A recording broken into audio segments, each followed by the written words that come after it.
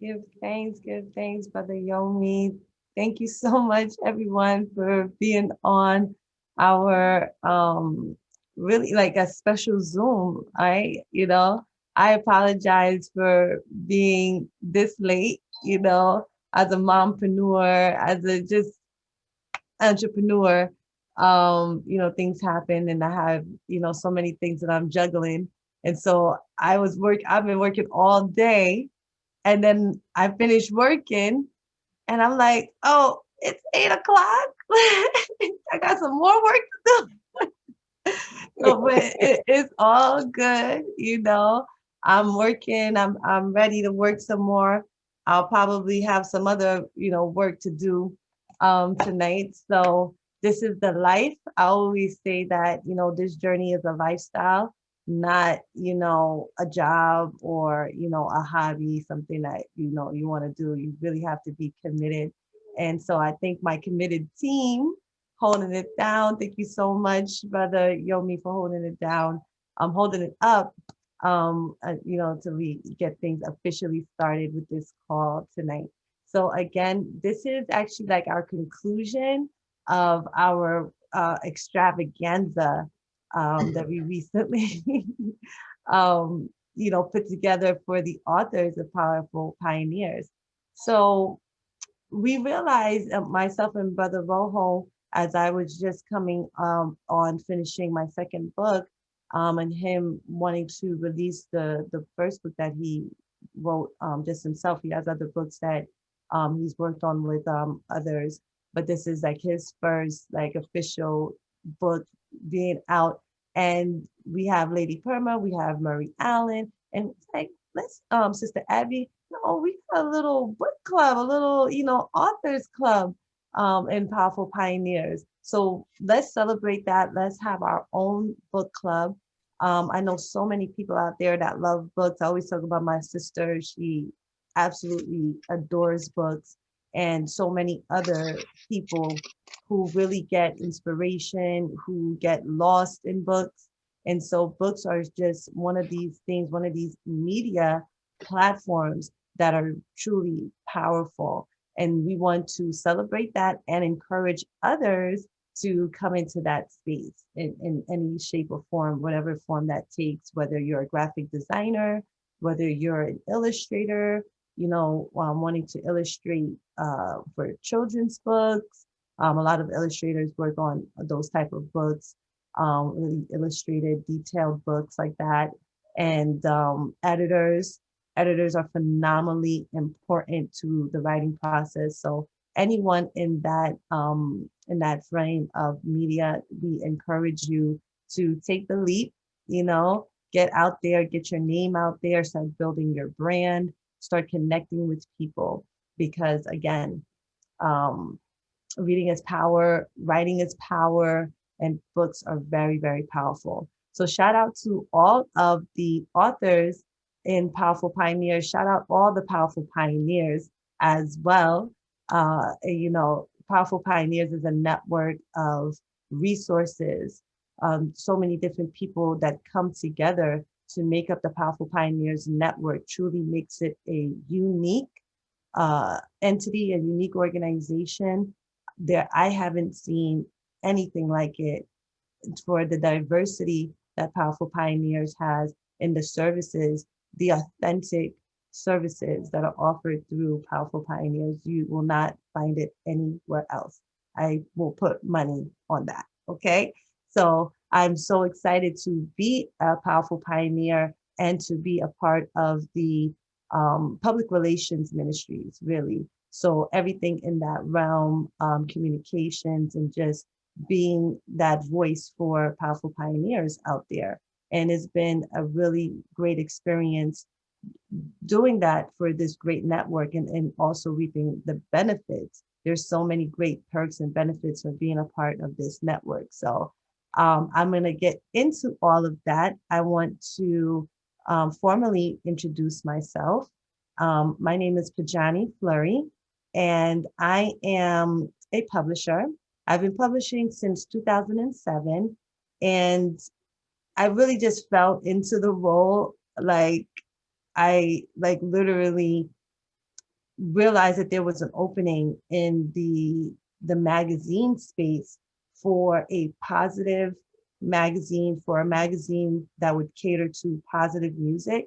When we look at the landscape of Black media, there there isn't like there are some that are just focused like on gospel music, right?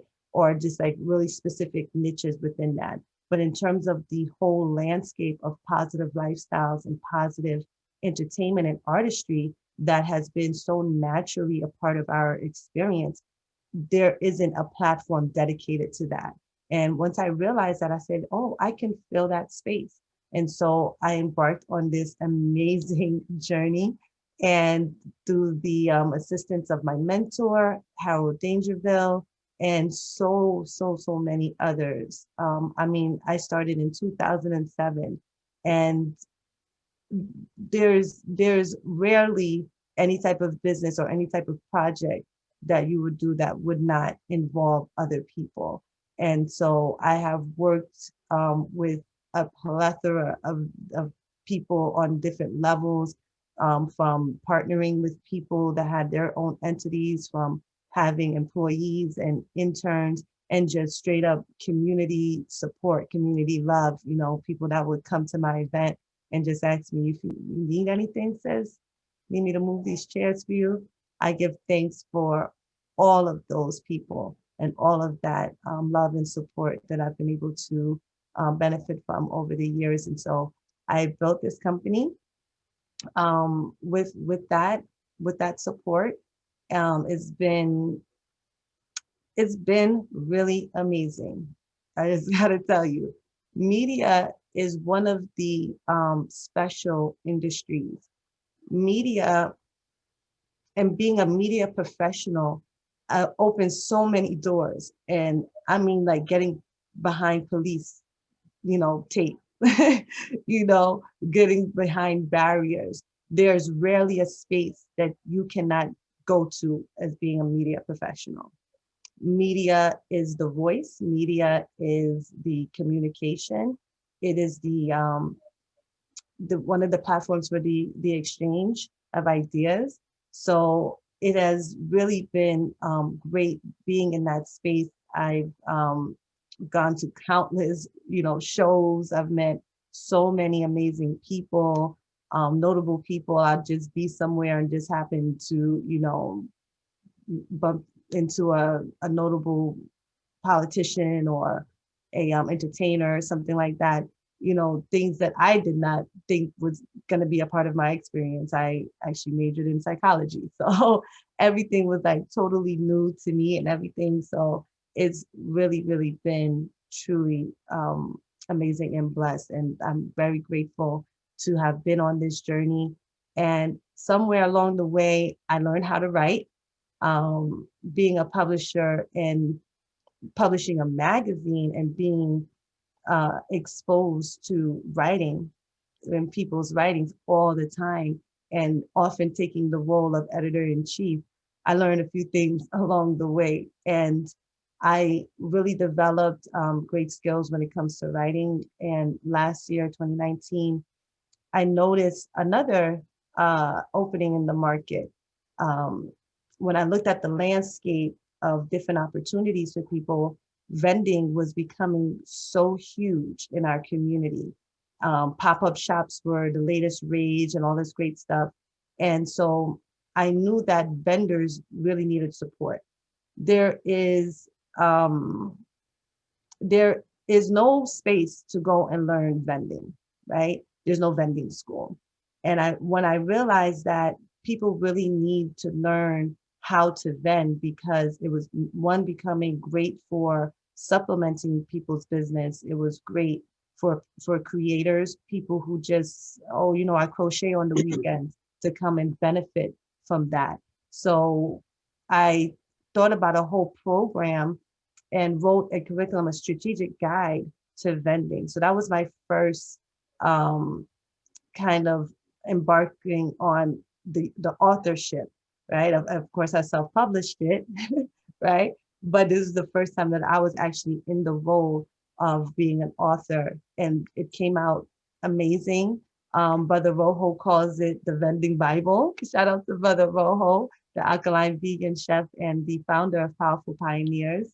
I mean, it was a really great undertaking to really understand how to present my writing in a way that people can, tangibly benefit from, improve their business, improve, a business that they might have already been doing, but they're having challenges. So it really came out great. We started doing webinars and different workshops with people to strengthen their vending skills.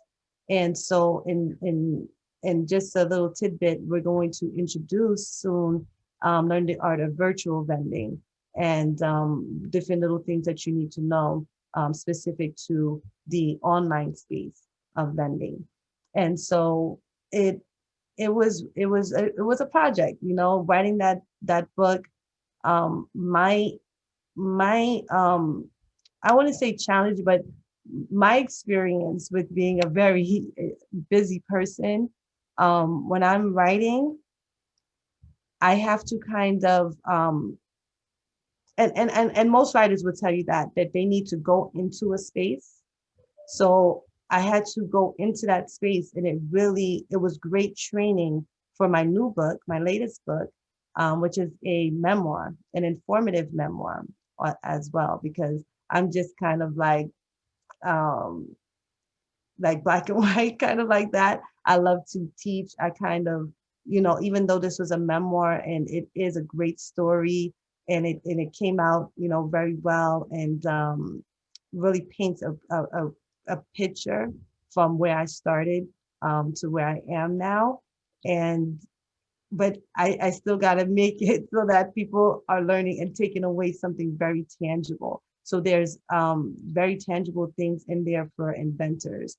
So the title of my book is Who's Going to Invent That? You, a journey of courage and lessons for every inventor. Now, little funny story behind the title. I it was a long time before I could really get to the space where I could call myself an inventor. And when you get into different spaces and you start embodying certain personas, you take it all the way. And so I met a young lady named Kenja, and a situation arose, and my inventor's mind, and my wanting to really explore that part of myself allowed me to say, hey, this would be a good solution to this situation here. And I asked her opinion. She kind of brushed me off, and I said, no, seriously, wouldn't that product be great? Would you buy it if it was on the market? And she said, well, yeah, but who's going to invent that? You? And it was such a poignant moment, and I kind of mused on it like a few days later, like, she really put me on the spot there. And people don't realize the walk of an entrepreneur, the walk of a creator, sometimes is not as rosy as it may seem.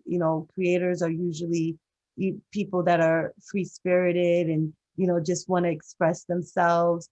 But we're also sometimes, that's been my experience, very sensitive people, very just vulnerable, right? Because we don't know if people are going to like what we create. We hope so. We like it, so we hope that it's well received. And so there's a journey, there's a walk that you have to take to get to a comfortable place where you can say, I am, and like my sister Sakura, I'm an herbalist.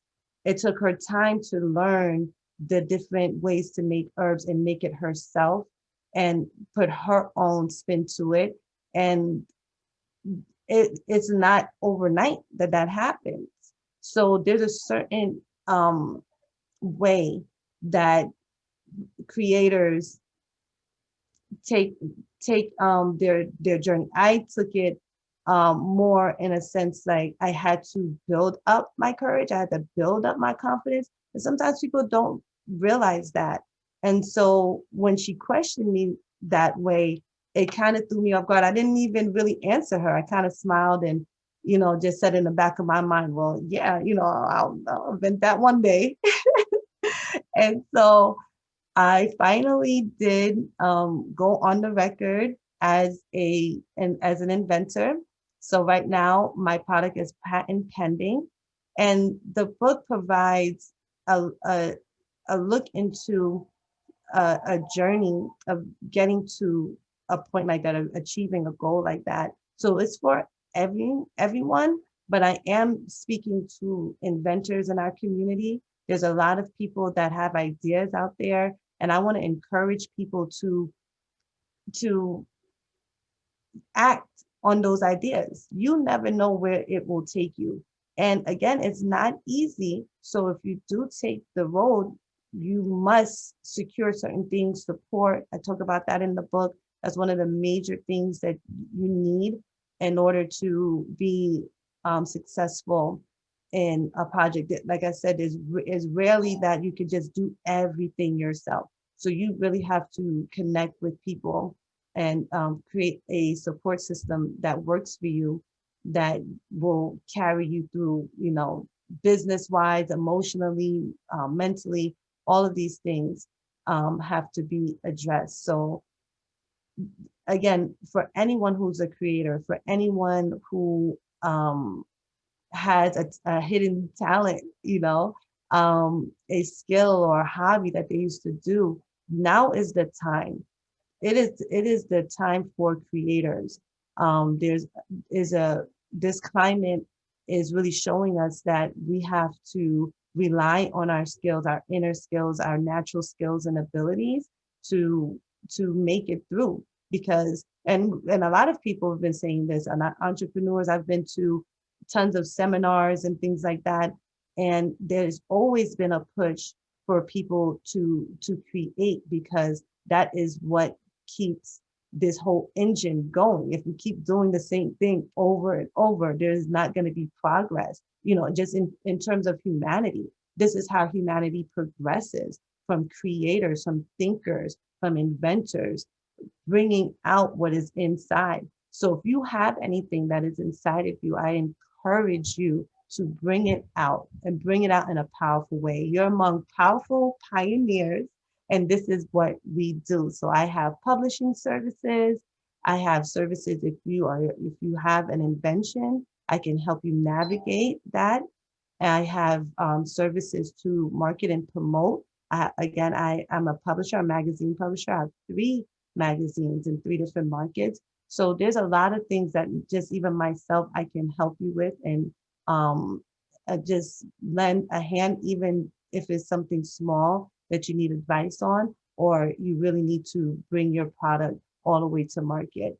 I am here for you. I'm here for anyone. If you want to spread the word, tell your family, tell your friends that we are here. And there are so many other truly amazing services through the Powerful Pioneers Network. And the authors that we have, oh my gosh, the wealth of information that our authors are able to present is truly amazing. So I'm just going to check and see if we have our any of our authors on. So I definitely want them to speak about their book. Sister Victoria, can you speak about your book? Hey, sis. Yes, thank you, thank you.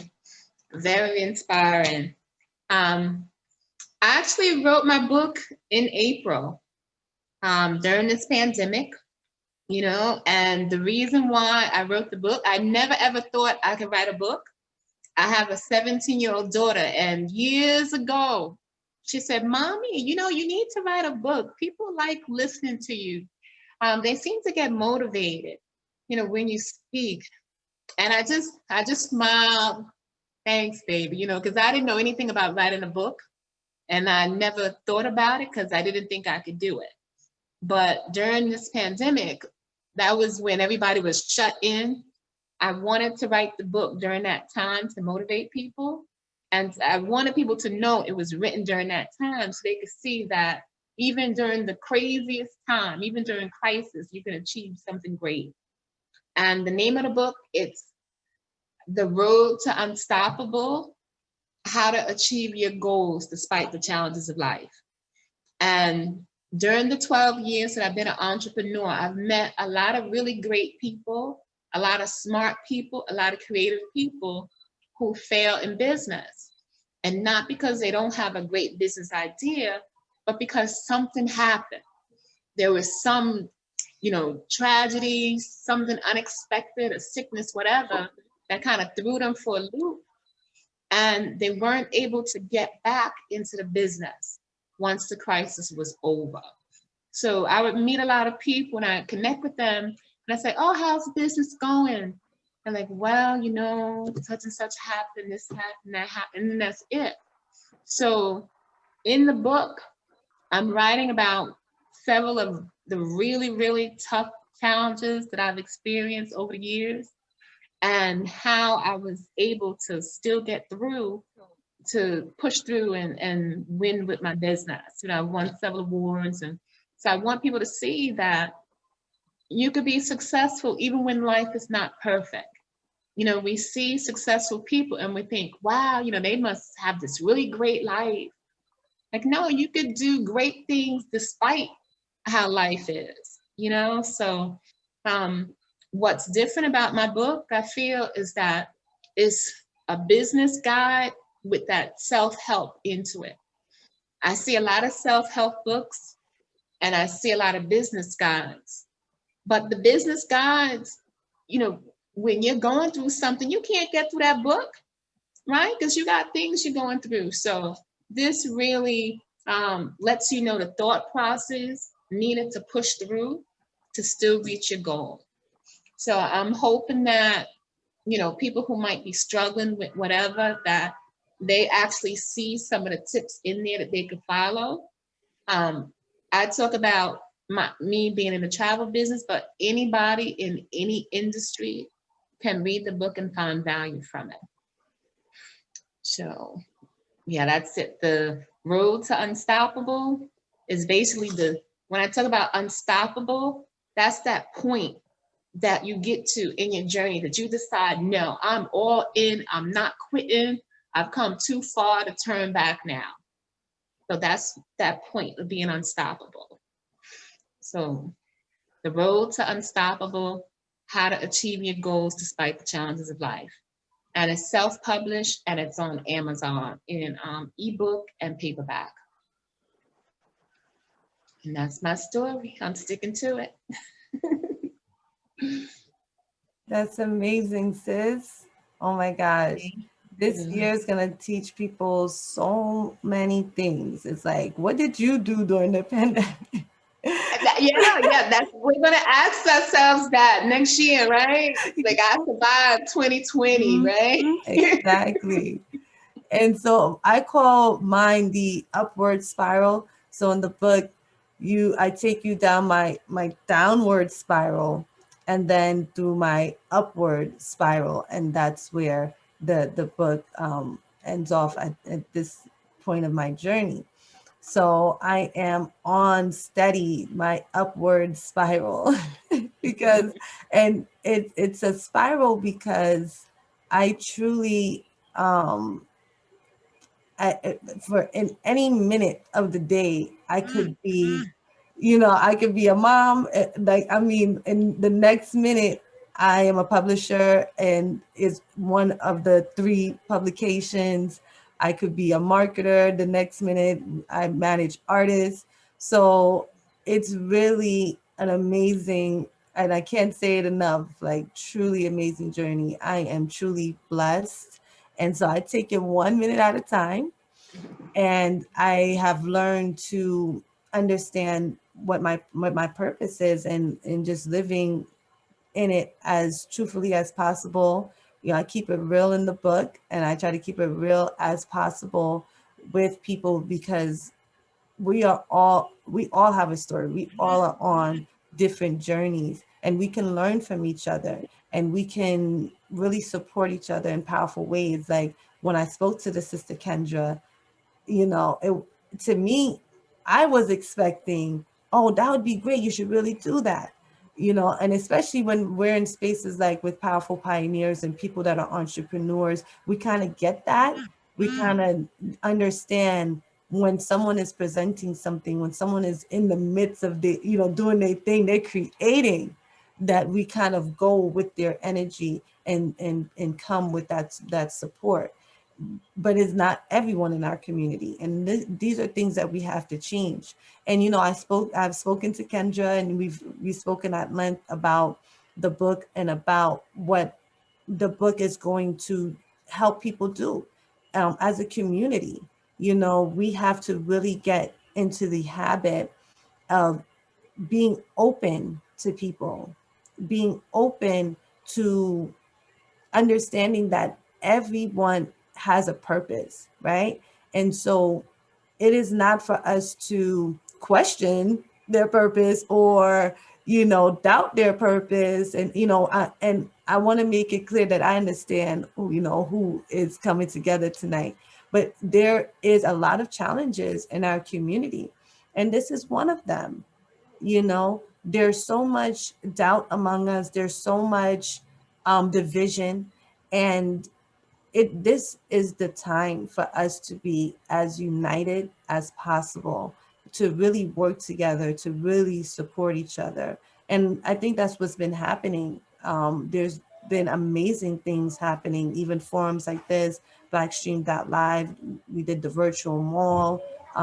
Baba Eugene was on the virtual mall.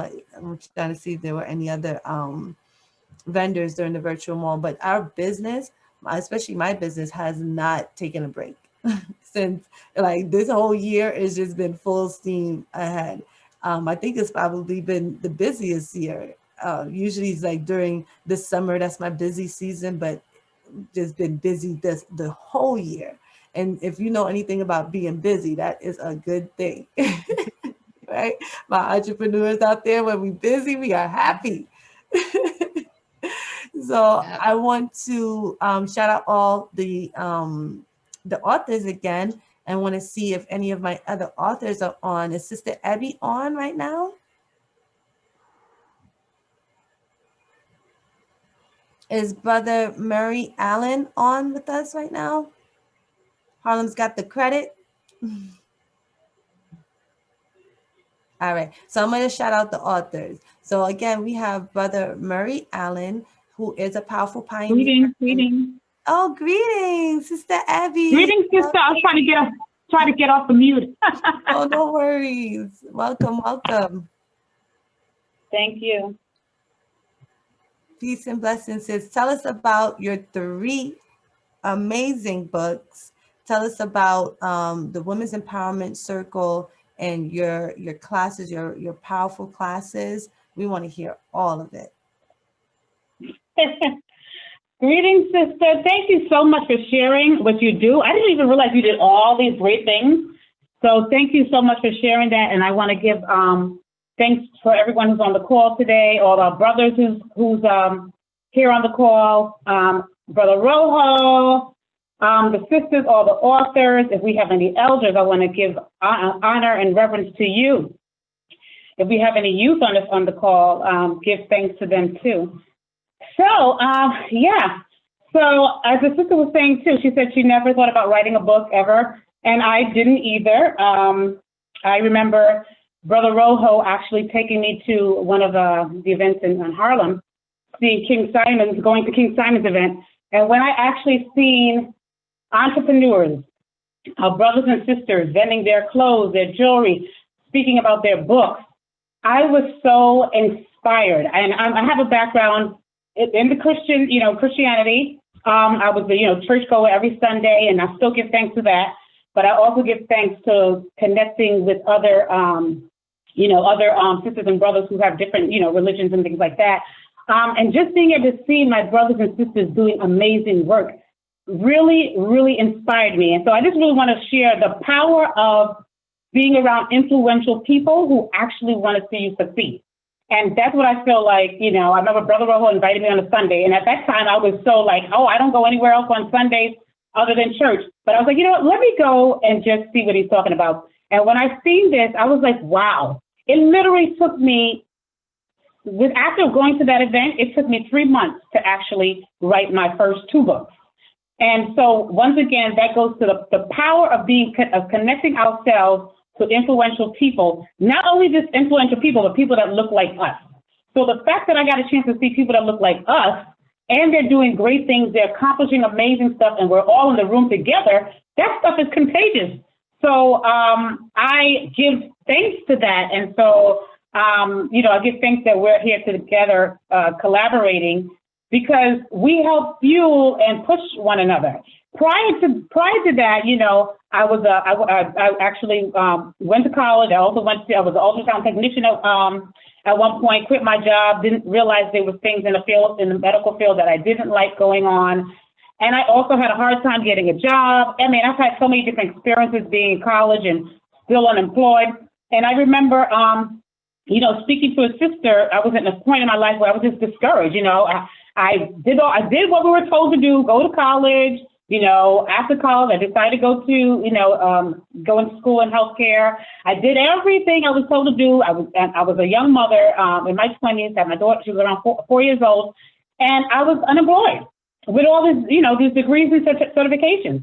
And I remember speaking to a sister who, I was just like discouraged, I was just like out of it. And I ended up speaking to a sister, and she was talking to me, and she was like, what did you really love doing? And, is there anything else you loved really doing? And we had this conversation, and it was like a light bulb moment came to me. And at the time, in my 20s, I had remembered, if there are any youth on the call, I remember my first job, which was at 15 years old, working in a senior center. And I actually remember really, really enjoying that. I had an amazing relationship with my own grandparent.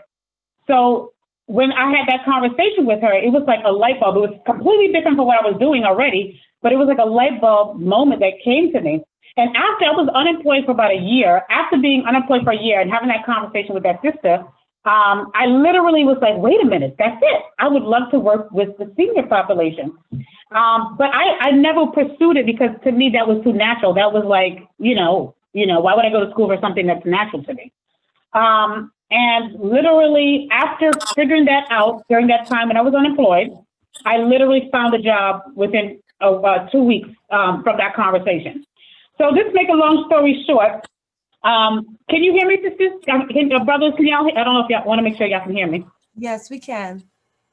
Okay, so to make a long story short, I wrote a book called "Speak It Until You See It," and it's called "Women Empowerment: Speak It Until You See It." And I really wanted to encourage people who feel stuck, or they feel like they went to school, they maybe didn't get the job, or they feel like maybe they're unemployed at the time, and they just feel a little stuck, or they're in a place of their life where they just want to transition. They're unhappy where they're working.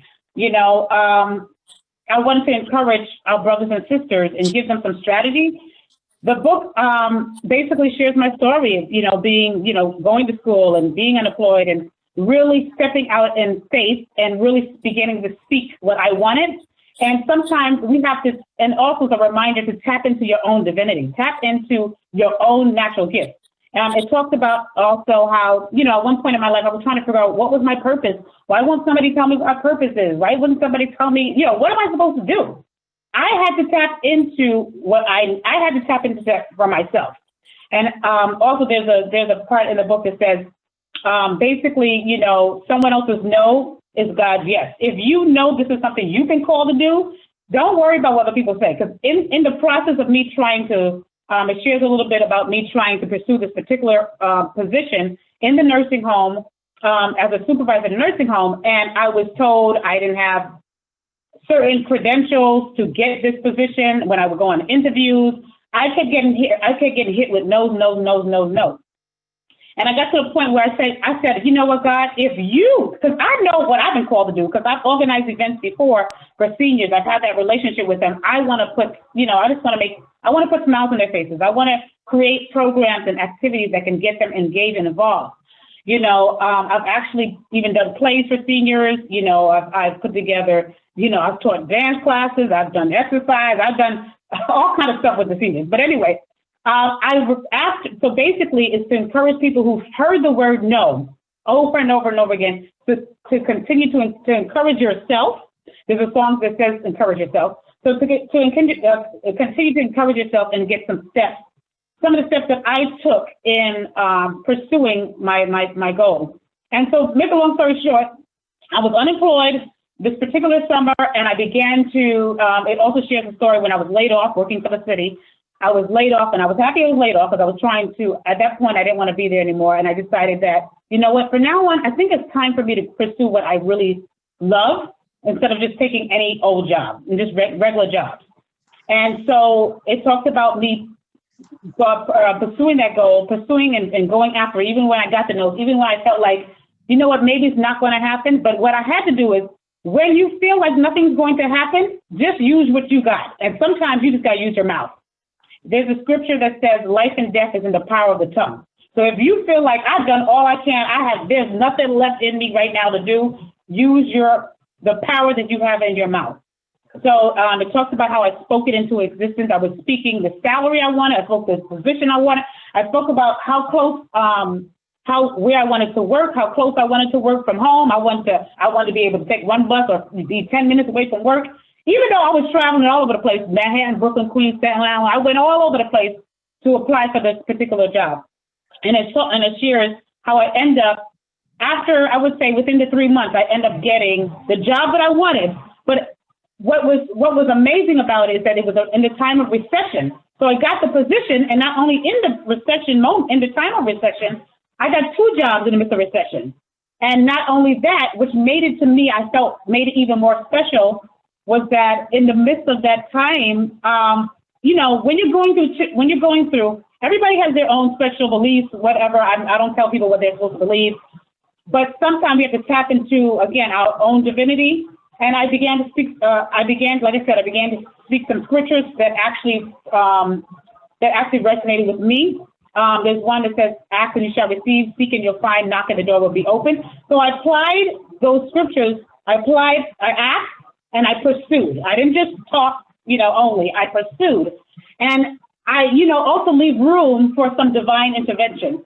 So what was special also about it was, in the midst of that, the job that I ended up getting, the job that I really, really wanted, I ended up getting that. I ended up getting 2 jobs, working in a school as a dance instructor and working as an assistant director in a nursing home, which was like 10 minutes away from my job, which is perfect because I was, as a young mom, it was everything I wanted. I literally got with that particular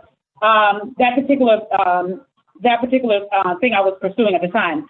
And divine intervention happened. It happened, even though I was putting my resume out, I was going all over the place. I got the job where I didn't even apply. So I got a call out the blue. So it's just, that was just to encourage. I just wanted to inspire women who felt like, I feel a little stuck right now. I feel a little discouraged. Or you have a young, you have a young person that's trying to figure it out right now, to inspire them. It's an easy read. It's not thick. For busy people, don't have time to, to read a long book. But it's there's steps in there. It talks about where I had to sit back and say, who am I telling my dreams to right now? Because believe it or not, there's some dream haters out there, and not everybody wants to see you succeed. And not even that. Sometimes people love you, but they don't really believe in what you're trying to do. I remember telling somebody what I was trying to do. Someone that I loved, they cared about me, but they was like, maybe since you're not getting the job, maybe that's not it for you. Maybe you're supposed to be, a home health aide or something, or do something else. But I'm like, that's not what I want to do. This is what I feel called to do. So sometimes you have to say, you know what, let me just stop talking for a moment to people and start speaking to yourself and speaking in the atmosphere about what you're supposed to be currently doing and what you feel called and led to do at the time. So that is, it shares, even I had to get to a point where I had to get off the television, get off TV. What are you willing to eliminate so you can focus on your goal? And so I go back to reminding myself this and whatever that I need to do in life. So it's called Women Empowerment, Speak It Until You See It. And so it's on Amazon, and it's also on my website, Ebby's Lounge, EBBYSLOUNGE.weebly.com. After writing the book, when I was in the workplace, I remember, and what inspired me too is that I remember being at the workplace, and we all complain about our jobs, And there were times where, you know, I would go in the hallway or we'd be on a lunch break and me and other coworkers would be complaining and other sisters would be complaining. And I said, you know, what if I like create it? Because after writing the book, I was like, okay, what should I do after this book? You know, is there anything else I can do? And I said, you know, what if I just create a space where, you know, we can actually, women, we can have a conversation. You know, we can get out all the issues, what we don't like, but then we can actually have like some strategies. What are we going to do about what it is that we don't like? Are we going to just complain? Or are we going to actually, you know, create something? We're going to pursue it. We're going to do something after this. And so that, I started having women empowerment workshops in the basement initially. That's what I started doing after I wrote my book. And then later on, I started just having sister circles where, you know, I just created a space where we can just talk. We can talk about anything, relationships, careers. It was mainly focused on careers. You know, I was just passionate about that because there were a lot of people I knew that, you know, got laid off and they got discouraged and they felt like, and I've been there too, many times. And I've quit jobs many times as well too. And so I wanted to encourage people who just felt that they were in that position or they just want to transition to do what they love, even if it's part-time, we owe it to ourselves to do what we love. We owe it to ourselves. So I wanted to create a space where we can, where sisters could feel encouraged, supported, and get some strategies. Because sometimes we are around a lot of people, but we don't feel like we can share. We can share our dreams. Sometimes we don't feel like we can have support. So that has really been my passion. And over the time, I've written two books. Like I said, prior to this whole experience, and me going to that event that Brother Rojo has invited me to, I was sitting there. I remember sitting there at back in the days when people go to check cashing places, sitting there like, you know, getting my check, and I just was sitting there like unhappy. Is this all for my life? Like really, like this is it? There's like nothing else. So, you know, it's been a reminder that we have something inside of us, and you may not necessarily always get it at a job. You know, you might just need to tap into what is already inside of you, your natural gift, your natural whatever it is that you feel called to do, led to do, or to encourage. And so my passion really was, back in the days, it's always as seniors, but I have a passion for women, especially young children. I used to teach dance in New York, in elementary, in Brooklyn, New York, to the children, elementary school students in New York, in Brooklyn. And, you know, I have a passion to encourage and just create a space where our sisters could just be encouraged, and we can, because, you know, I understand that when we encourage each other, we encourage the family. When we're happy, everybody else can be happy too. And so I ended up becoming a certified life coach as well because of this, my experience. And also because of, you know, when I started pursuing my goals and getting out there, there were places that I thought was going to welcome me, but didn't, you know. And so I wanted to create a space, and it's called my community, my business called Ebby's Lounge. I just call it community. It's really now a coaching practice for women who feel like they would like one-on-one support. You know, I finally realized after all the years of things that I've done that I actually like, I love working from home and also being able to connect with people as well. But it allows me to be able to offer one-on-one coaching. And so, you know, I provide one-on-one coaching. And throughout the years also, I became a certified birth doula. And as you know, like I said, I used to be an ultrasound technician. So I happened to go to a networking event and met a sister. Well, she's a Caucasian sister. And I got a chance to meet her, and me and her connected over time. And she said she was trying to connect with she wanted some African-American sisters in the community to support other African-American women, because it wasn't enough of us to help, you know, support our mothers in the hospital. And so I was all for that. And so I took the training and became a certified birth doula. I was one of the second people in the class to get certified by another agent, by one of the major agencies. But besides that, my whole purpose was I wanted to add extra value to women, and I felt like being able to support women as they brought life into the world was another way for me to bring value. And it was better than ultrasound to me, because I felt like I actually had more access to do more and to be able to help the mothers and to be able to help them advocate for themselves and just really be able to support them in a greater way. And so I became a doula, I think it was 2013, and I've been able to help women support them as they gave birth to their children, their babies, coaching them, nurturing them, and being by their side as they gave birth to their babies. And so I've had the opportunity to do that. And so I'm grateful for that. I've worked with moms who've had their babies in the hospital, in the birthing center, and at home birth. And so now I'm going back to my coaching and training, going back to coaching and offering doula workshops for women who are in the community and who feel like, I feel led to this, but I don't even know where to begin. And I'm not doing it for everybody, but just women who feel that they resonate with me and I resonate with them. The reason why I'm doing it is because I've been asked this for the last 3 years, and I always said no, and I told people where they can go, because I focus on more of being a doula, not necessarily offering workshops. But I was asked again several times this year, and I felt like maybe this is God, maybe this is Source telling me, letting me know from clients that this is what I need to do. And after really realizing that, I end up, taking over 30 hours, 35 hours or so, putting together a PowerPoint and information, and along with my experience in putting together a 4-week course to get women started who feel like this resonates with them. They want to help our sisters in the community. And so, so that's basically what, that's basically me. And the book is called, again, Woman Empowerment, Speak It Till You See It. I also created a workbook, because it's a workbook called Speak It and Write It Until You See It. So those who participate in my coaching classes, who are interested in one-on-one coaching actually gets the ebook. There's about 50 questions. There's an ebook sent to them to help them self-assess and self-explore, and also go over some obstacles and see what's in their way to really just, pursue their goals. So that's it. And the second book is called Single Yes, but Desperate No, Unleashing the Power Within You. It's not to bash the men. I love our men, absolutely love them.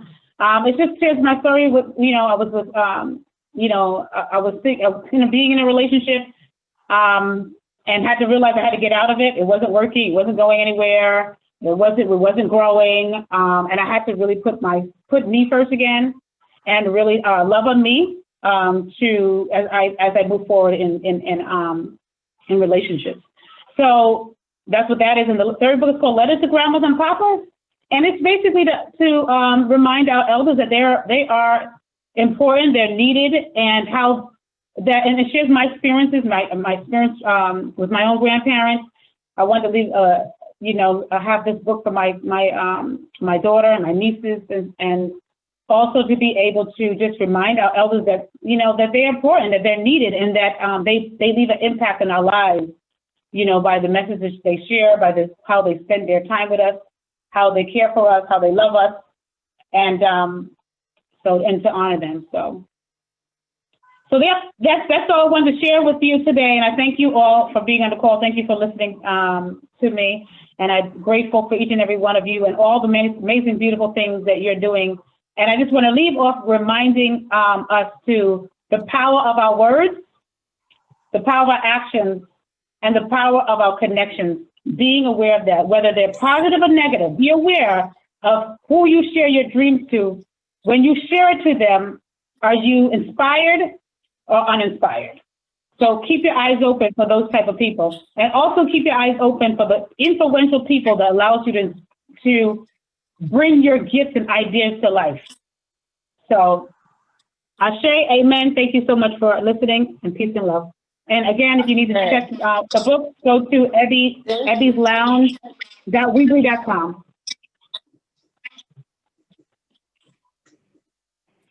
Giving thanks, sis. Can you repeat the name of the book? I was just gonna say that. The name of the book, Woman Empowerment, Speak It Until You See It.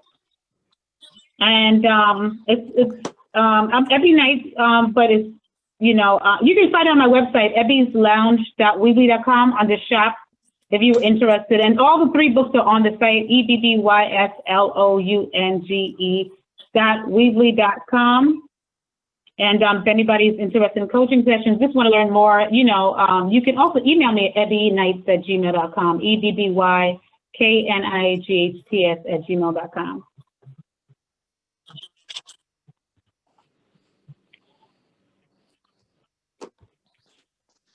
Okay, wonderful. So that's Thank you. ebbylounge.weebly.com. I'm not sure, Sister Abby, are you able to put that in the chat for everyone? I'm having some difficulties getting on there today. Okay. So I'm going to Rose, put it in the chat. okay, thank you. You're welcome.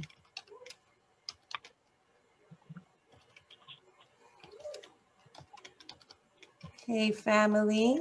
I think we have another, so that's in the chat. I believe we have another powerful pioneer author in the house. And thank you so much, Sister Abby. I'm sorry. Thank you so much again for that amazing presentation, your 3 books. They're all amazing.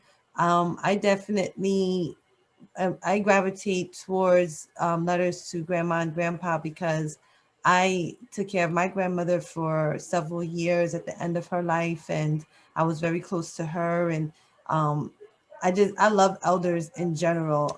Some of my closest friends are elders.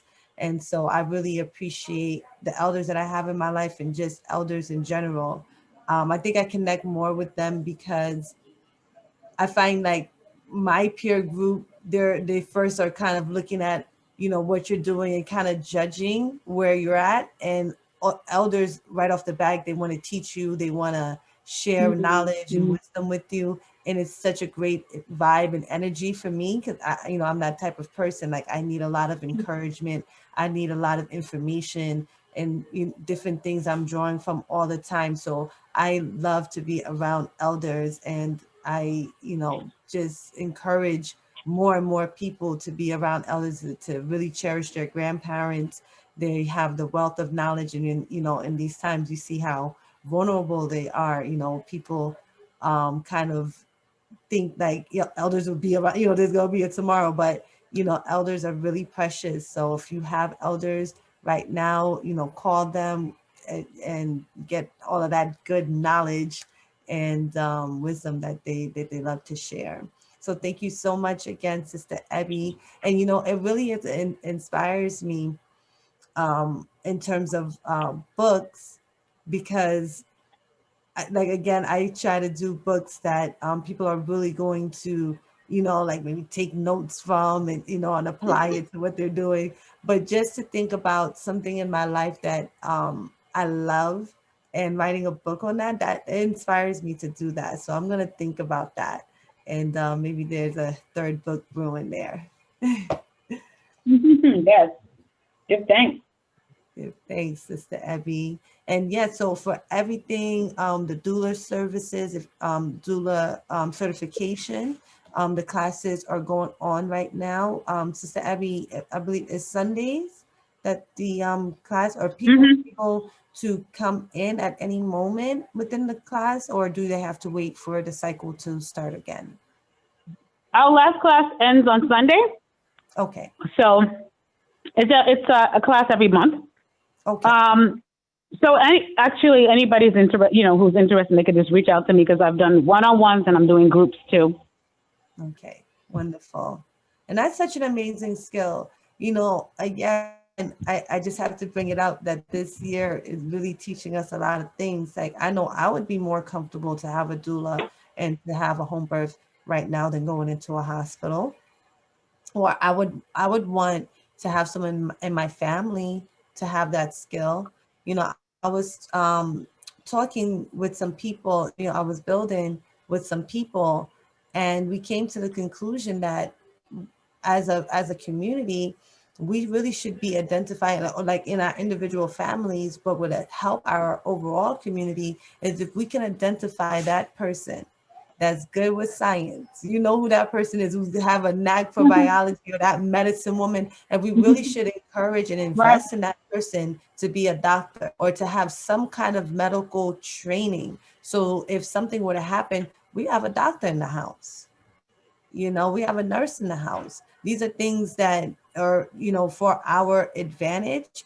it's great. We have medicine women and we have the natural medicine. People have these really tangible skills, and to just bring it a little bit further and really understand, and and even to say, whether or not something new coming on, should we really be concerned? Do we not have to be concerned? These type of knowledge and skill base is something that our individual families and communities can benefit from. So doula services, I know you pay an arm and a leg to go to, one of these schools in Manhattan. I'm sure they're doing virtual now as well. But we have these skills among us. Like I said, Powerful Pioneers has a wealth of resources right at our fingertips. So again, Sister Ebby, you're doing amazing work. Thank you, thank you, thank you so much, and bless you. You too, beautiful sister. Thank you. You too. Give thanks. Thank you. I appreciate you. Appreciate you. So do we have Brother Murray on the line? And this time I won't rush and wait to see if he's joined us. Yes, sister, can you hear me? Okay. I can hear you a little bit. Speak up a little bit. Okay, let me see if I can turn his volume up just a little bit All more. right. So we do have Brother Murray in the house. Yes. What's Brother going Murray on, sister? Allen. We were together yesterday. It was so amazing. We are people that are in different spaces. And so our different space yesterday was the Harlem space. So we were out in Harlem holding it down for Holistic Harlem. And his book, Harlem Deserves the Credit, is supporting Harlemites and everyone as well with getting credit. You're getting your credit right, because that's one of the things that we really need in our community to build wealth and to do certain things. And so our financial ministries is alive and well right now. Their financial empowerment classes going on right now through our educational services. And then we have this amazing book, and Brother Murray Allen. Take it away. Thank you, sister. And if you can't hear me, just, I need to talk a little louder. Just please just give me a shout out on that, okay? How do I sound? Okay so far? For me, you sound a bit far away. I'm not sure. Sister Victoria, are you hearing him okay? Can you hear me? Can you hear me? Testing 1, 2. Sorry, brother. Sister Victoria How about said this? Is that a little better? she can hear you okay. Oh, I hear him. Okay, yeah, it's good. Okay, good. I have to actually pick up the phone and bring it close to my face. God be the glory. Thank you so much for having me on this panel. And, I feel so inspired and so humbled by such great authors and great spokespeople on this call. My name is Murray Allen, as mentioned before. I humbly call myself a credit crusader, but I am a member of the Powerful Pioneer organization who has helped me to really just empower myself and my business to a whole nother level. This book, Harlem Deserves the Credit, is a love of mine because of the fact of not only because I'm a Harlemite, but also 5% of the book in the introduction has a honor and a appreciation to Harlem, because Harlem is the mecca of Black America. At least it was at one time during the Renaissance era, in the 20s, the 30s, and the 40s. Just incredible leadership, incredible people were trailblazers in Harlem. I mean, we can talk about Langston Hughes, we can talk about Billie Holiday, Malcolm X, Adam Clay Powell. Just the list goes on and on and on. So I pay my homage and honor to those who have passed on in Harlem and who has really left a legacy for us to follow by. So my first portion of the book is certainly talking about that. Again, the book is called Harlem Deserves the Credit. It's a guide to build, maintain, and establish good credit. Now my history is basically as a job developer for 13 years in a non-profit organization. And my job essentially was to find employment for those who were unemployed. So I had the ability to have accounts such as the banks down in Wall Street, the Diamond District as well. And so as I would send people down there and I developed a relationship with the HR individuals, they would get back to me saying, listen, Mr. Allen, I can't hire this person. they're very nice people, and they seem they could do well with us. But you know what? We check their credit report, and it's not very favorable. So we don't want to risk, hiring them because, we're dealing with millions and millions of dollars and millions of dollars of diamonds and commodities. So therefore, we want to even risk that.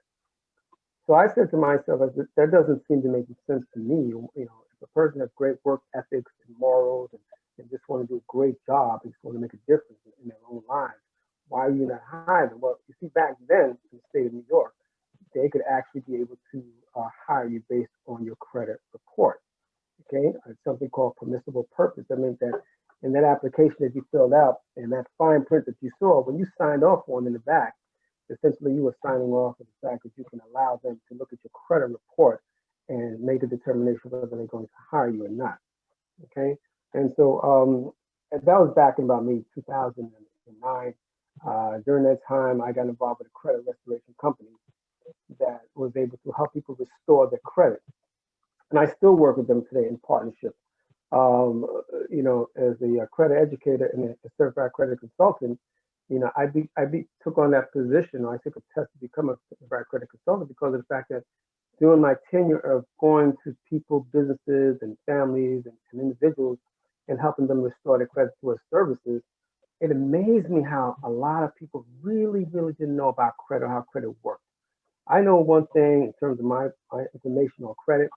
Most of the reasons why people are not affluent in credit is because we were never educated, ourselves about credit.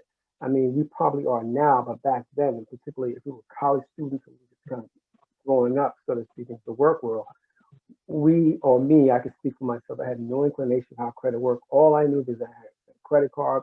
I would spend it, and they would call me and ask me, where's my payment? And I'd look at them and say, well, why'd you even give me a card in the first place? First, I'm a college student. I don't have no job. So it's your fault. I just justify the means to how that happened. So therefore, I find myself in the quagmire of bad credit. So moving fast forward, I opened up my own business called MC Credit Promise back in 2014. And I have been working for a lot of organizations, particularly in the Harlem community and outside of Harlem. All the banks, TD Bank, Wells Fargo Bank, Chase Bank, Thurgood Marshall County Federal Carver Savings, Douglas Edelman. I taught and trained some of the real estate agents about credit. Thurgood Marshall Academy, a lot of churches, not-for-profit organizations. I do that because it is simply my passion, particularly in the Harlem community, to help our people to be more knowledgeable about credit. I'm very much big up on statistics as well. One thing that I think most people realize is the fact that African Americans in general, we have the worst credit score. 50% of us have bad credit, although it's very interesting to know that we have some of the greatest buying powers in the history of consumers. Our buying power is actually it's up to $1.4 trillion right now.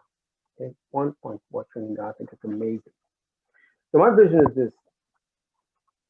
Because of the fact that we have the greatest buying power, and one thing else that I also found that's very disturbing to me is that only 2%, or let's say the black-owned businesses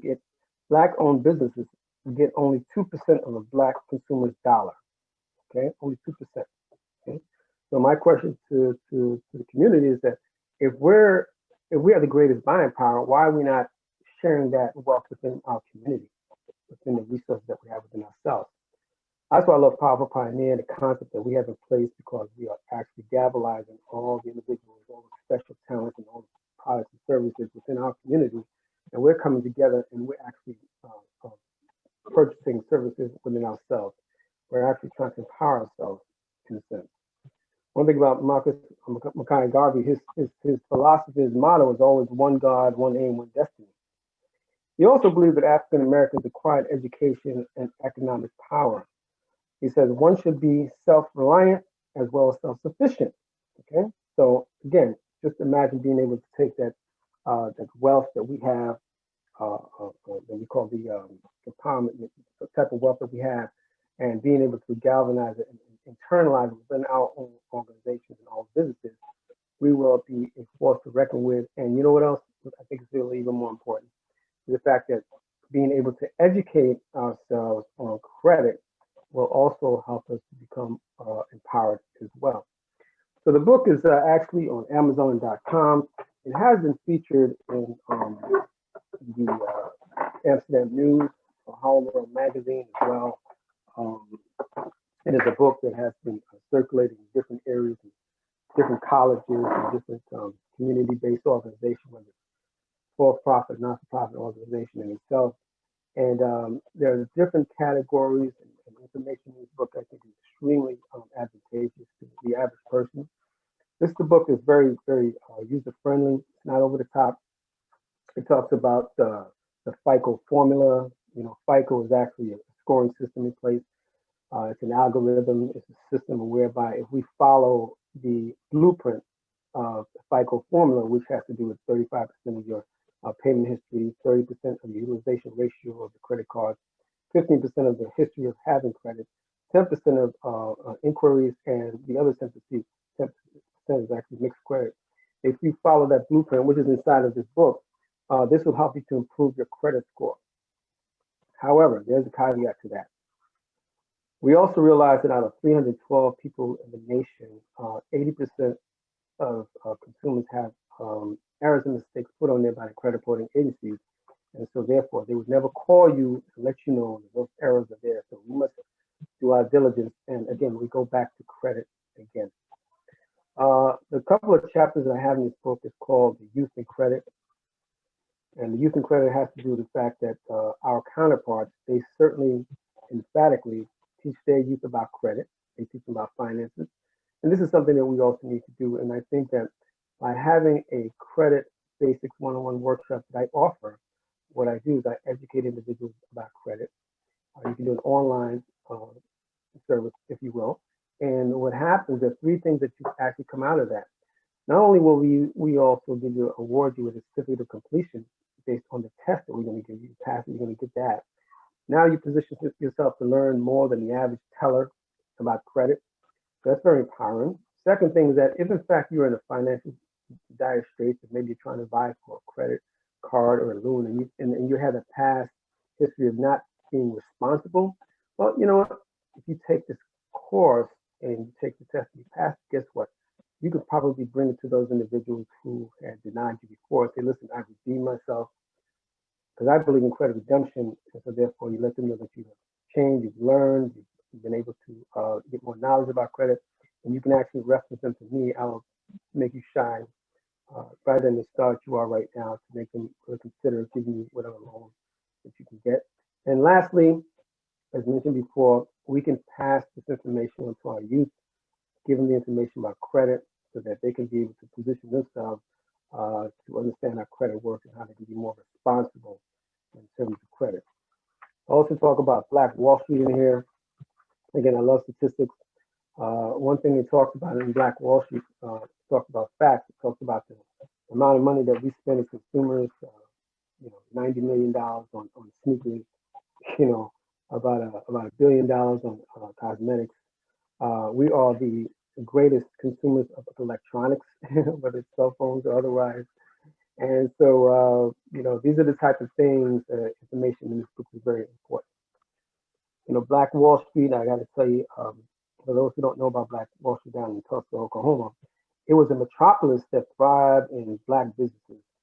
We're talking about over 600 businesses, Black-owned, 21 churches, 21 restaurants, 30 grocery stores, 2 movie theaters, 6 private airplanes, plus a hospital, a bank, a post office, library, law offices.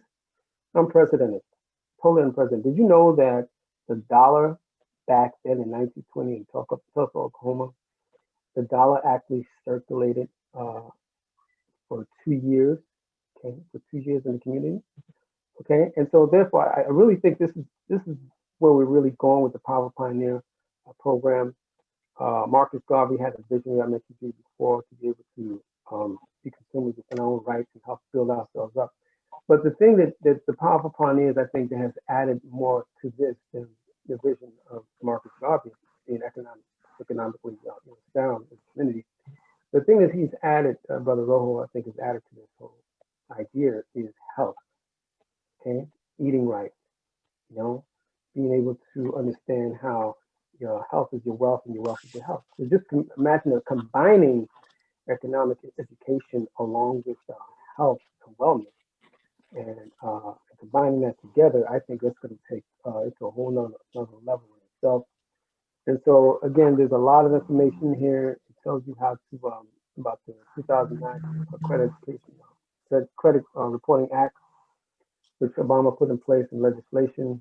Which, if you look at your current credit card statements, if you've realized in the past number of years, your credit card statements are a little bit more translucent now. You can be able to see and understand if you make a payment, a certain amount of payment now, how much interest you're going to pay later on down the years down the road, and how much it costs you to pay down your debt, and how it's going to help you to be able to not spend so much money out of pocket. There's a lot more transparent now. Obama put that in place. And there's just so many things in this book. I talk about business credit as well, which is the most sought after information about business credit. But only 10% of the business entrepreneurs know about business credit, but it is the greatest funding source for your business.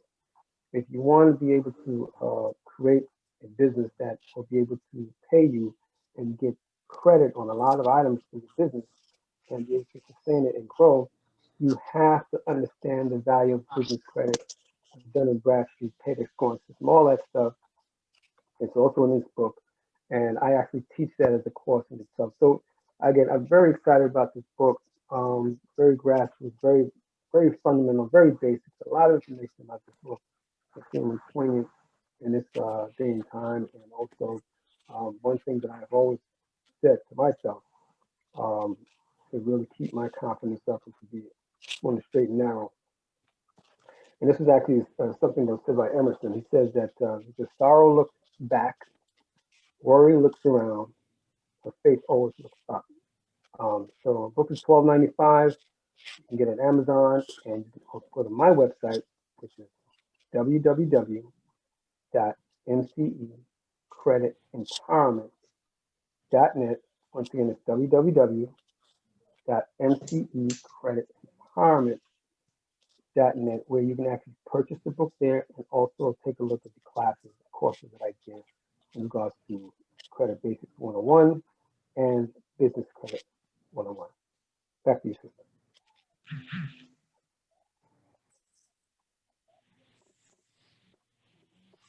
Thank you. Thanks, Brother Murray. Giving thanks. Yes. Credit is a bit complicated if you don't know how to navigate the system. So it's really great just having this resource amongst us where we could really understand credit and understand our role in the nation's economy and what a stronger credit resource among us, how it would improve our community. So, you know, even like a community like Harlem, it would do tremendous for Harlem, for even 50% of Harlemites to have great credit. That would truly be outstanding for the community. So you are doing amazing work being a crusader. You know, it's not everyone that chooses to be a crusader and chooses to be in that space. So thank you so much for the work that you do and for helping pioneers and others as well navigate credit. Can Brother Murray repeat his website?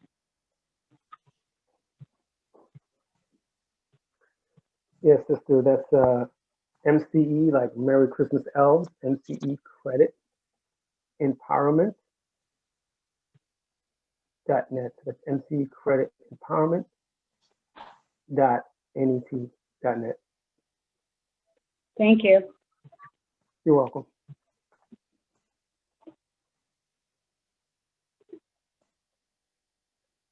Amazing, amazing, amazing.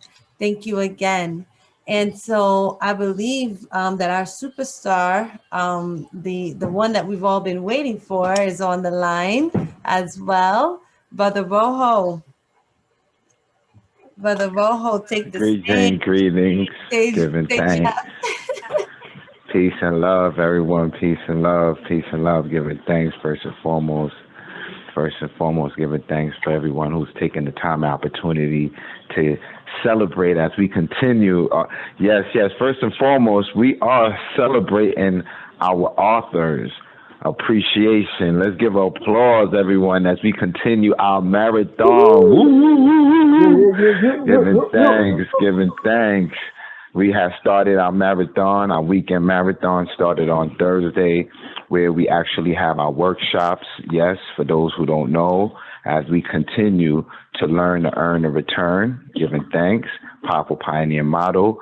We have our workshops that we offer on Thursdays, our physical workshop. We also offer it virtually via live stream on Blackstream. So for those who would like to be part of the workshop, definitely follow up. One of our workshops is our financial empowerment workshop, giving thanks. The other one is our alkaline lifestyle, and we have our Doula Labor Coach Empowerment workshop. So we started out on Thursday with our prelude to our weekend extravaganza, giving thanks. Then we proceed with Friday with our virtual mall, our main event virtually. Yes, salute to all of our virtual vendors. Giving thanks to all of our virtual vendors. Salute to Sister Rebel, Blackstream.live /expo /solarrituals. Salute to Sister Rebel. Salute to Brother Raymond, Blackstream.live /expo /RaymondMoore. Another virtual vendor business, giving thanks. Salute to our brother Murray, giving thanks. Salute to our Sista Pj, giving thanks. Salute to our brother Yomi, Blackstream.live /expo /AIU.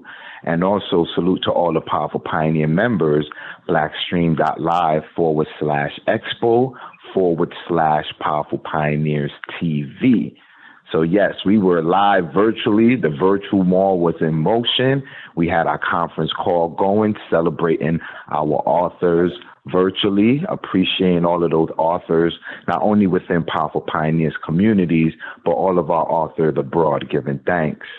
Then, of course, we had our Saturday, our physical celebration, our main event, giving thanks to our Saturday event. For those who came out, give a Unc Ron-Mur. Powerful event. Giving thanks. We had brothers and sisters traveling from all over to show some love and support.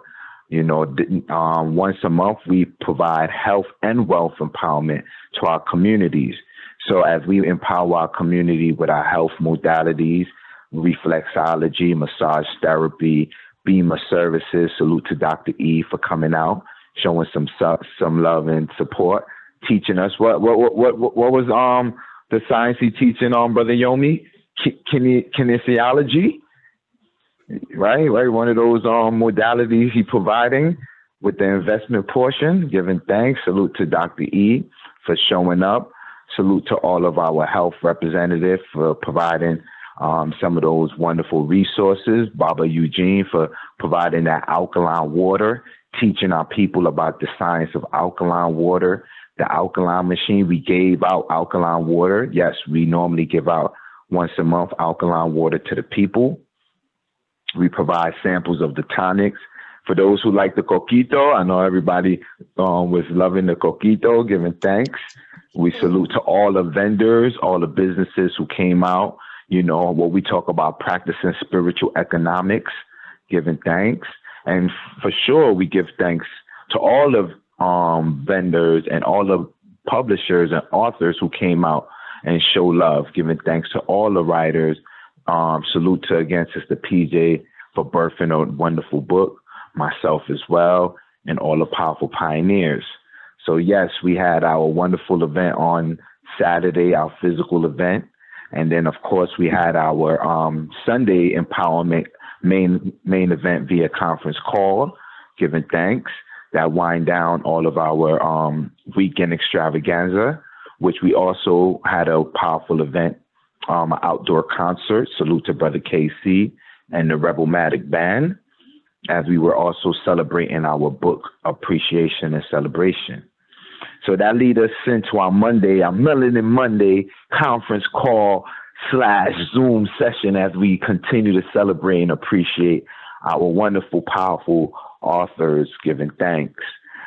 Definitely, we want to. I want to say first and foremost, what makes all of our authors and those, and before too, I want to ask some of your authors some questions, because we had a panel that we were supposed to do on Saturday. Due to certain engagement, we didn't get a chance to, but definitely there's some questions that I want to ask some of the authors before we close out our call giving thanks.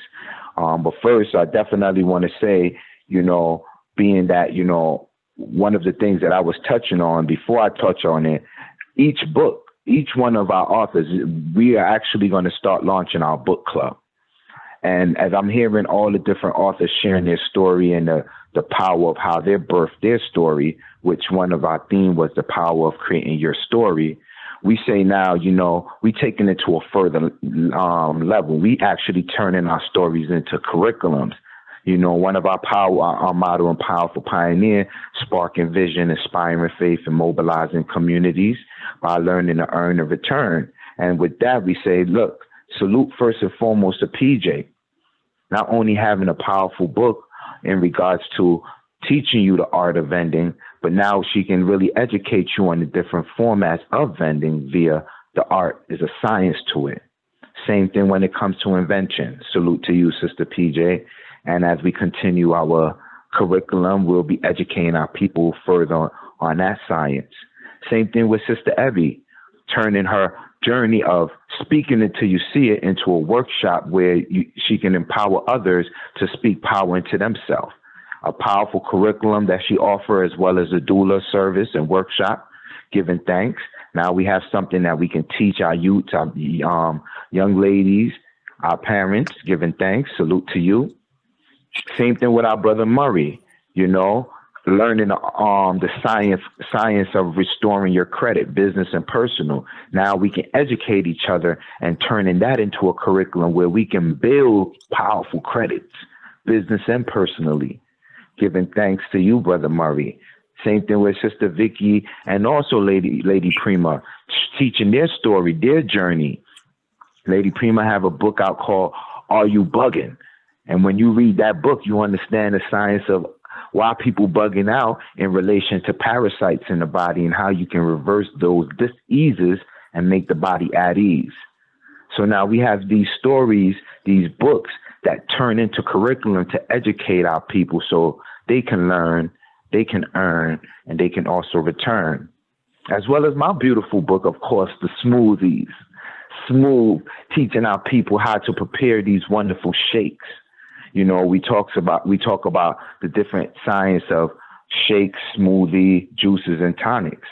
What are you shaking up? What's the reason to prepare a shake? Well, why you preparing a smoothie to feel smooth? There's a science to this. We ain't gonna get caught up with the wordplay. One of the origin of this goes back into juicing. I remember back in the days where Granny used to have to mash up with one of those wooden boards, the juices, squeeze the sour sop until you get the juice before a blender and juices and all these different high-tech machines. The power of juicing, going back into the origins, the tonics, at these times it's important to prepare these tonics. These tonics, is a science to combine formulas. When we talk about food as medicine, or our medicine will be our food, we combine formulas to help fortify ourselves. So this book is a manual, is a form, is what we call scriptures to empower those who understand that just like your words is power, what you put in your mouth is power as well. So giving thanks, we're going to have the smoothie book out. Actually, we should be having some copies, some physical copies by the end of the month. For those who would like to pre-order, you can definitely follow up in regards to the pre-ordering. We also have a workshop curriculum, the Alkaline Lifestyle Workshop curriculum that we're providing with For those who are interested in participating in the workshop, we have that, and also a detox and body cleanse kit that we're going to be offering when we first come out with our physical copy. So definitely stay tuned. We will be sharing more information on that on our wonderful platform, Blackstream.live /expo /powerfulpioneerstv. Giving thanks. Now, one of the things I want to share, which I shared in regards to our event on Saturday, one of the things when it comes to writing, and this is going to lead me into some of the questions I have for the author. When we talk about culture, a lot of these wonderful gifts and talents, especially when it comes to writing, derive from our culture. Me growing into, the musical world, giving thanks to family, being highly influenced in music and understand the science and the culture within that, not knowing that even in these times, we even educating our musicians. Come out to our book club. You can turn your albums into a story, which it is. You know how much poets, writers, they can actually have books out there? And this is all derived from our culture. So when we talk about culture and in relation to art, which, the science of art, goes back into, say, for example, I'm going to go into myself, for example, understanding health is a science in relation to art. And getting into that, I never know that I would go from music to health. And being that field and that science is so unique, that, certain practices you learn from different culture, that those journeys leading into your service to the people. So having that better and deeper understanding of arts and culture, going into our history, our story in relation to our arts and culture, what we birth authors. We birth powerful authors who are writers, who put their thought, word, and deed into paper. They have those who will speak out, of course, and then you have those who practice the science of Tahuti, put it on paper, and become authors, where now authors are inspirationals. Those are, considered before TV and all those different technologies out there, the influencers in the community. People learn from authors. They are inspired by authors because a lot of their creativity derived from the arts and culture, from their art, from their culture. So, your talent, your skills, your hobbies, all of these tools that you create to birth a book that now people can be able to read and learn from, you study.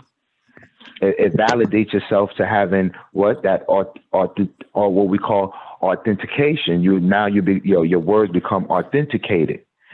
Now you're able to earn from it. How much authors right now, as we speak here, able to earn from their creativity through, definitely supporting our books, another form of residual, to even creating curriculums where you can educate one on how to utilize some of these journeys, that one have gone through. So that the power of authenticating one's word into now having a form of authority, just like Sister Ebby's one of her books, Letters to Grandma and Grandpa, which is so powerful. The power of what Grandma and Grandma said that resonate to you even up to now that you grow up and you pass it down to your next generation. It was the power of authority that came from the power of their grandparents or what they read or studied from their grandparents. So having that power, that authority, in return, what we do, we educate our people. Like all of our brothers and sisters today just share how their story now becomes something that they can educate the community. This is why we want to create our book club. This is why we're starting our book club, because now our stories could be something to educate our people. And now, how they say, in order to be qualified, you must be verified by someone who's certified. Let's go now. So we salute all of our authors, for sure, giving y'all Unk Rise and Mers. giving thanks. And I have some questions. I want to open the floor for those on the line, because again, you know, we want to make sure, of course, before we close out our session, giving thanks for those who participate in this wonderful Zoom session.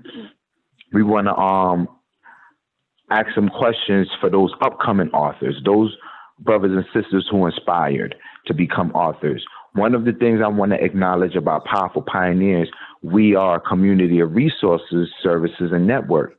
So being that we have an array of different resources and so much different powerful services, and our network is beautiful, giving thanks to all of those Powerful Pioneer members bridging the gap, we're able to provide some of these resources to some of our upcoming inspiring authors, giving thanks. So one of my questions I want to open up the floor to is the writing process. Who can tell me and share the process of writing? You know, what does it take to, you know, sit down and create a story?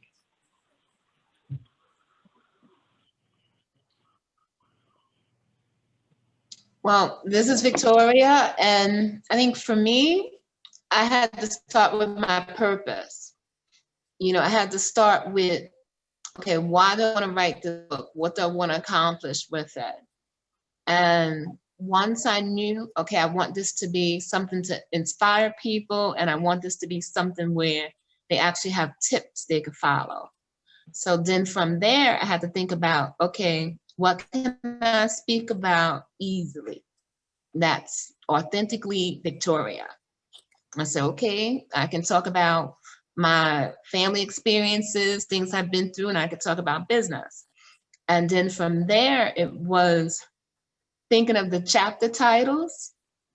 You know, it's okay, well, I knew I wanted to write a short book.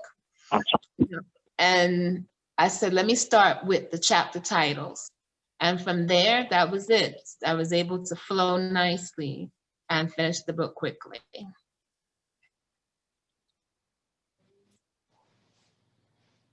Giving thanks, you know, with the writing, definitely you got to make sure your mind is right, you know, having, you know, these different tactics and procedures, you know, many different, you know, procedures, which we'll be going over during the book club on just the process of getting you prepared before you put the pen on paper, giving thanks. Another procedure we talk about is the editing. Once you have the writing down, now the next step is editing. Can anyone share any details or process on how does that go, the editing process? Sure, I'll speak to that. This is Sista Pj. As I have had to take on the role as editor-in-chief of the 3 different publications in my network, I was able to understand the editing process on a different level, because I didn't study any of this. I am self-learned, so I had to be guided by other people, and I was guided by an editor I hired very early on, and I wasn't able to hire her for that long. So so from the beginning, she was conscious to train me. And one of the things that she taught me was just even in the writing process is a process of rewriting. It's not even about the writing, because when you start writing, the finished product is way different from, you know, where you started. So once you're open to understanding that the editing is a process, you may have to go through 3, 4, you know, or more different editing processes. Like you may have the editing that goes through and just make sure like the storyline kind of flows, and then you have the proofreading, then you have the overall like sense, like the conclusion of the book. Is the book ready for packaging? All these things that help it get to the packaging level. So you want to talk about or think about, do you need pictures? Do you need diagrams? Do you need to have supporting information? You know, do you have any references that you have to put in there? So you have to kind of understand writing, understand the different elements that go into writing. Again, just mentioning that whole aspect of providing references. So if you have to do research and source, give credit to the source of information, and you want to do that properly. There's different ways to provide your references, and so you have to choose which one. Most people here in America choose the American system of writing. So there's a certain way that you have to put down the reference, the page number, the title of where you reference. So all of these things you really have to have a good handle on, and a great editor will be able to navigate that. There are people who are just gifted with that. And so the biggest thing though, as an author, as a writer, is that you cannot edit your own work. That's rule number one. You cannot edit your own work. You will think you can. There's a method where you read going backwards. You take the whole text and you start with the last sentence and you read from that point. And that way you might get little things like if you missed a or the in a sentence, things like that. But in terms of the overall flow, you really need another set of eyes or more. I actually worked with 2 editors with this last book. So it's a process, and you have to be open to go through that process. Definitely understand the editing process and procedure can be very tedious. And this is where the teamwork makes the dream work. You know, some people have family, friends, those, you know, who are into writing, and also those who are creative in those areas. Definitely we salute those who into those procedures of dealing with editing, because like I said, that portion alone can be a work and a journey in itself. Giving thanks, and of course, once you finish with your with the whole editing process, you know, now you're ready to take it to the next level of getting everything published and copywritten, and this is very important, you know, especially what we tell artists is about, you know, securitizing your intellectual property via copywriting and publishing.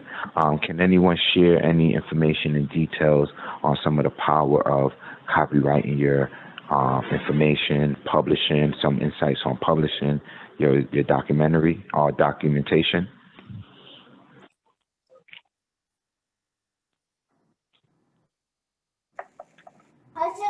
Yeah. I would love to speak to that. Right now, I got the mompreneur hat on. If you could give me, if you could just excuse the background noise, guys. So, sorry, I apologize. So, yes, the process to register, you want to submit it for copyrights through the U.S. Copyright Office. It's really a simple process. And if you want to do the paperback, you go through the ISBN, the ISBN number service. There's one particular website, I believe it's Your, and you go to that service. They're the ones that provide it nationally for each book to have its individual ISBN number. And that just makes sure that you're registered, your book is registered. So if anybody wants to reprint that work, that they have to go through, they know where that particular work is, who it is associated with. So if they need to reference and things like that, they know where to go to get that information.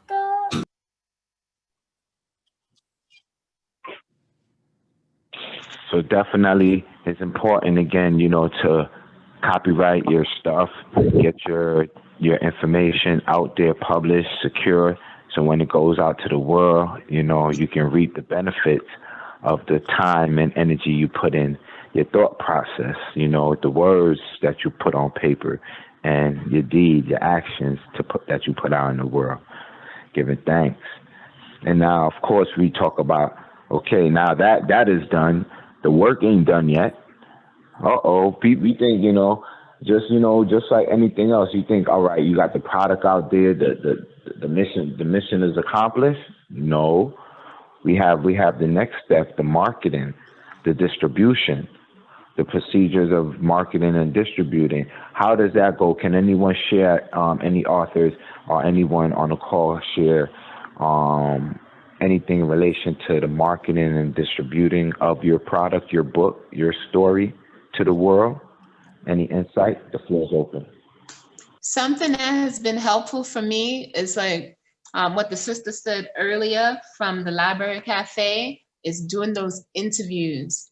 Being able to share who you are as a person, like we're doing tonight, and why you wrote the book, helps people to connect with you, that they want to know more about the story. So I find that's helpful. And during this time, you know, that folks have been inside a little bit more and a little more aware of one another, it's a great time for interviews. So definitely. And thanks, giving thanks. You want to come on? This is Freedom from the Library Cafe, Ghana. Let me know when you want to come on. Any of your writers are welcome. Thank you. Yes, thank you. Thank you, Sister Frida. And I would also like to share, can you hear me, Brother Rojo? Yes, Queen. I also want to share in terms of knowing that networking is really, important when it comes to that, because I know after I wrote my book, I was like, okay, that's it. But I realized, I'm going to have to get out there. I'm going to have to talk, even if I really, prefer to, not maybe be in the limelight, but, being willing to get out there. I started reaching out to schools, because I used to work in the school, so I would actually reach out to principals. And I remember my first book being sold, I actually contacted a school and asked the principal if I can host a workshop for women. It was basically, a workshop for women who might feel stuck and want to figure out how to pursue their goals. So I did a 1-hour workshop, or I think it was like 45-minute workshop, something like that. And I think it was about 15 women in the room, or 15 parents in the room, or 15 to 20. And, that's where I got my first book sold.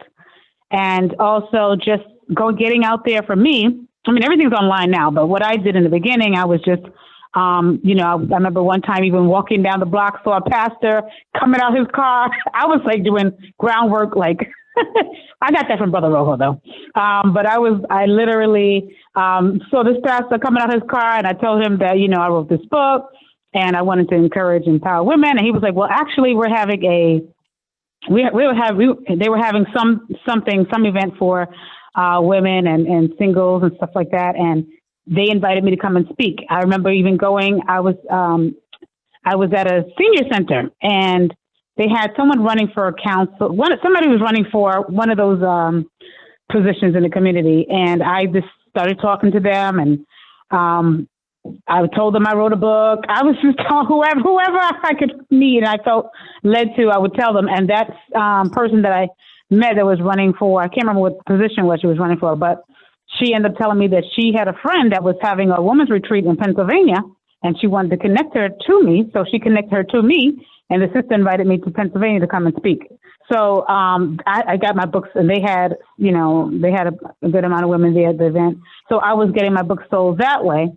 And of course, you market on, online and things like that. But just knowing in your mind that you actually, unless you have someone, marketing for you, which I recommend, because I would go to a lot of different events and network and things like that. Everything's online now. But just having your mind to be ready to share, about your books and and have it with you, because I would have it in my bag and just be ready to, bust it out at times. So just have that in the back of your mind.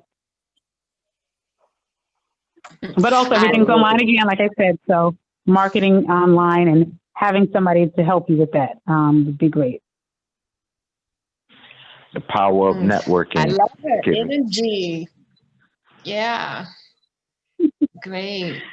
I love it. I love it. And, what she's saying is so powerful because, it sounds like you were out there with all this energy and, people can sense your energy and they can see when you're about something, even if they don't know you personally. And I guess we'd be surprised how many people are looking for positive content, so yeah, the you're universe right. is leading you to those people. Congratulations. Thank you, sister. And also what I did do also, just in case you feel like, wow, I don't know who I'm going to get, I also hosted my own events. So I would host them or have a group, to come together, and I would have my books out and share about them. So if you feel like I don't even know where to begin, you can just invite people in your home, in your living room, have a conversation about the story, or, or if you're renting a space. But everything is online now too. So, but that's just how I went about it. And like I said, everything's online now. So it's just, it's a whole different, which is better. But if you like the connecting with people, that's just to know you have a mixture of the different things that you can do. Wonderful. And now, what can anyone say about the financial part of it? Now, again, we understand, the beautiful thing, you got a book out, that takes time, the whole saying time is money, the process of having to create the book, duplicate the book, because you have to pay money to make money. So all of the process of that to now have, the book out there and make something. Can anyone share any? I know Sister Ab was sharing one way how to generate through those connection. Anyone can share any experience with their book generating from a wealth standpoint residually? Oh, I just want to. Oh, I'll let somebody else go ahead. No, go right ahead. Oh, you go ahead, sister, and I'll go after you. Go ahead. Okay. All right. So I just want to share, the experience from being on Amazon, like self-publishing. One of the things that I like about it is that I don't have to buy a lot of books ahead of time to sell. Like, as people order, if I choose to buy it, I'm able to get it myself at a low cost and sell at a higher and make a profit. But people can buy straight from Amazon. So I'm not paying for that product. I'm just collecting, and it's nice. I think to have my book, I ended up paying for somebody to do my cover, and paying somebody to do the fonts and everything. But I think it was like a total of about $30 to have a book that I've earned much more than $30 from. And it's like a passive income. So while I'm out here promoting my travel business and being in the chamber, I get these emails from Amazon telling me that the money is going to be deposited in my account on such and such a day. And I'm like, ooh, this is nice, So it's nice having that product out there, and like I said, and I didn't have to pay, a lot of money to have it out there. I paid with the time it took, paid with the energy and the effort to put it out there. But to be able to collect from it is a really nice passive income.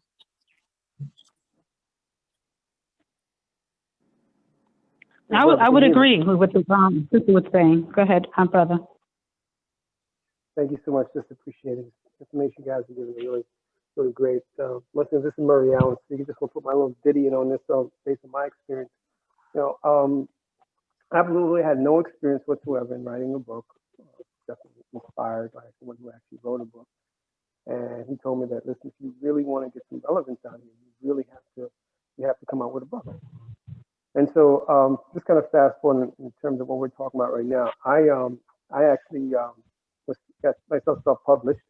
because for whatever reason, I just can fathom people taking the money, all of, some of my money that I put my time and sweat equity into to develop this book and purchase, the amount of books that I did. I said, I'm going to make sure that if I do get out there, that I'll make sure that the book sells, even if I got to pound the pavement, talk to whoever I need to talk to. And because I basically do a lot of speaking engagements and sort of deal with a lot of organizations, non-profit organizations, it kind of makes things a little easier for me because I felt I already had a platform. And so that inspired me to do that. And also the fact that the book is called Harlem Deserves Credit. And one thing that I tell people that because it's called that, don't think that it's about Harlem. You have to understand it's a book that helps you build, establish, and maintain credit. And so therefore this book is relevant really just nationwide.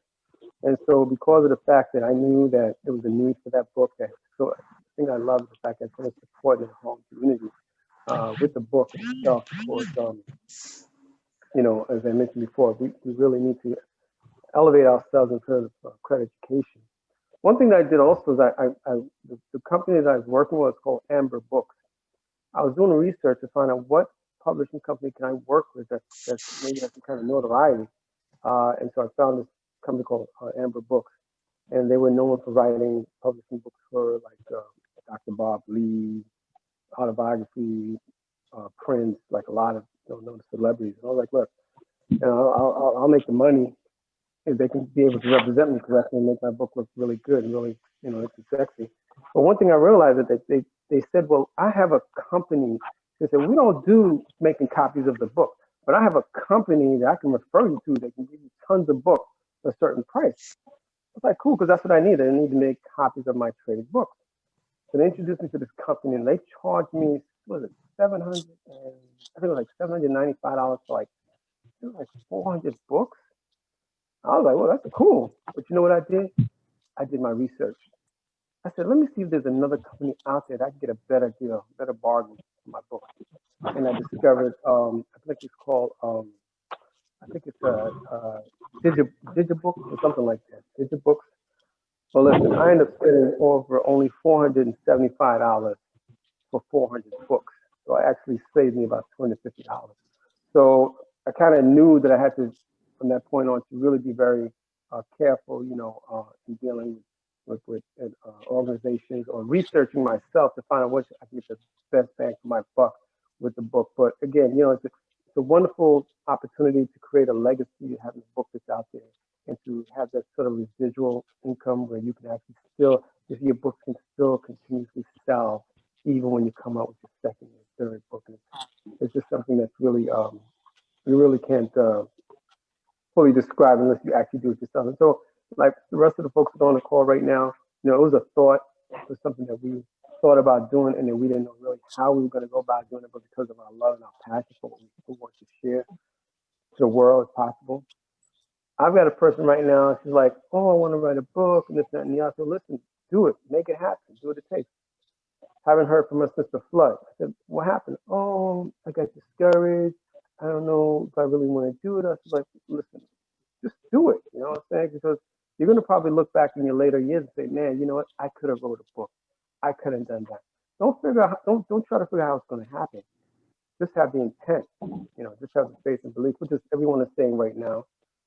Just really be able to just know that you can do it. And just, the universe is open up the whole cornucopia for you so that you can make it happen for yourself. So I just want to concur with what everyone else is saying on this call. And so, I just want to put my own video on that.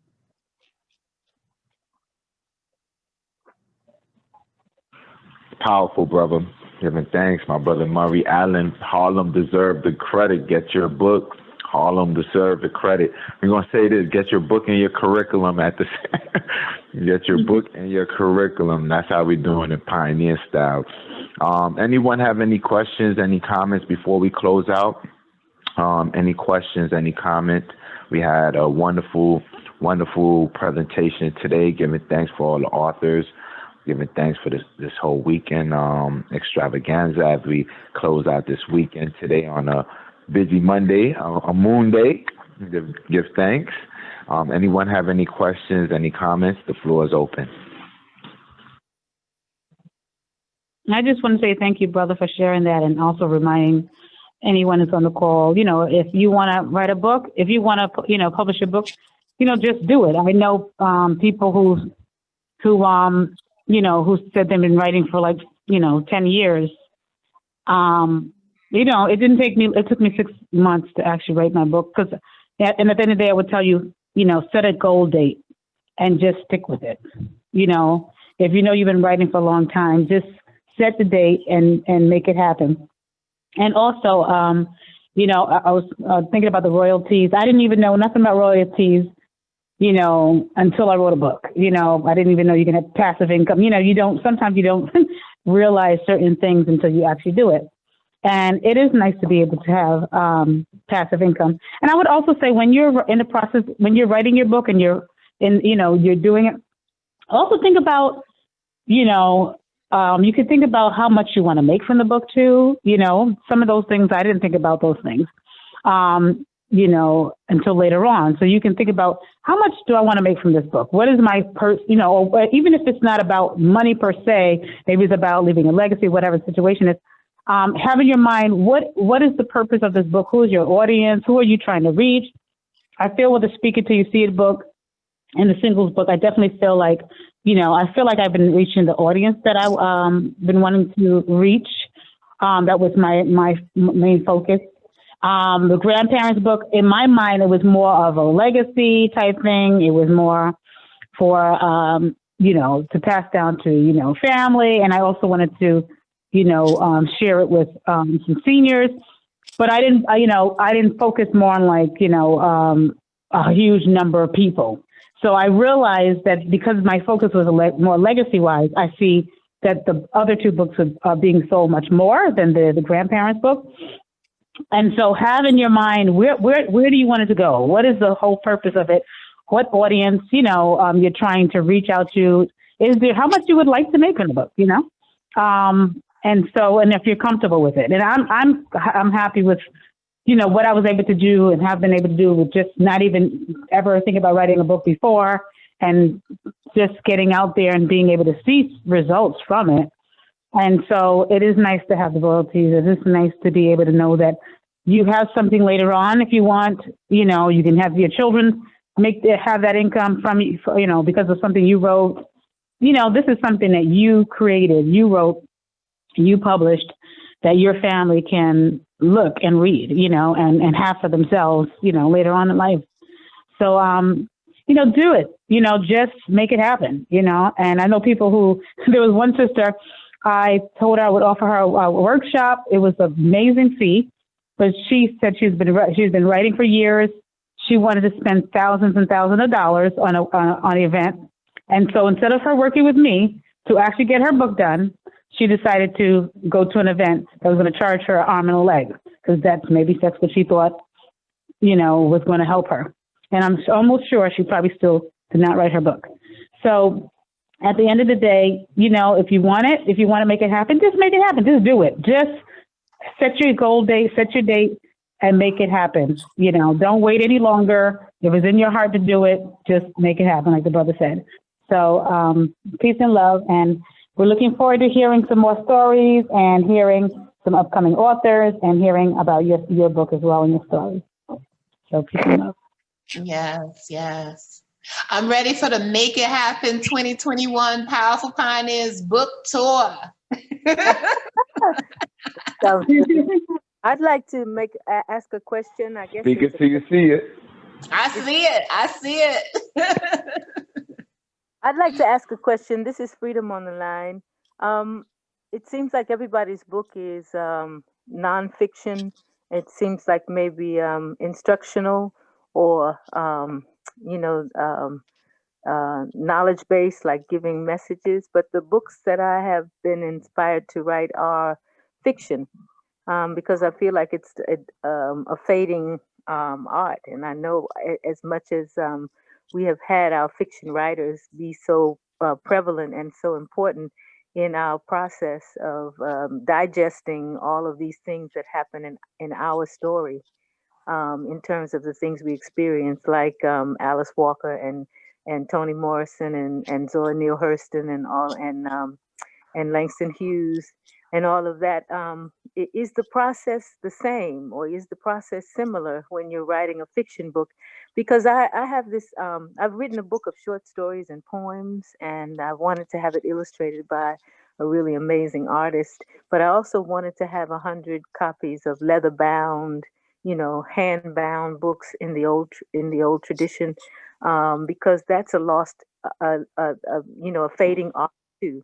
And so now everybody has their books on e-files. I mean, and all of those kinds of things. It's just a lot of things that I treasure about reading and writing, that seem to be moving in another direction. And I'm not really exactly sure if what my um, path would be in getting something like that published, because it seems like the books you all are talking about are basically factual books, you know um, teaching.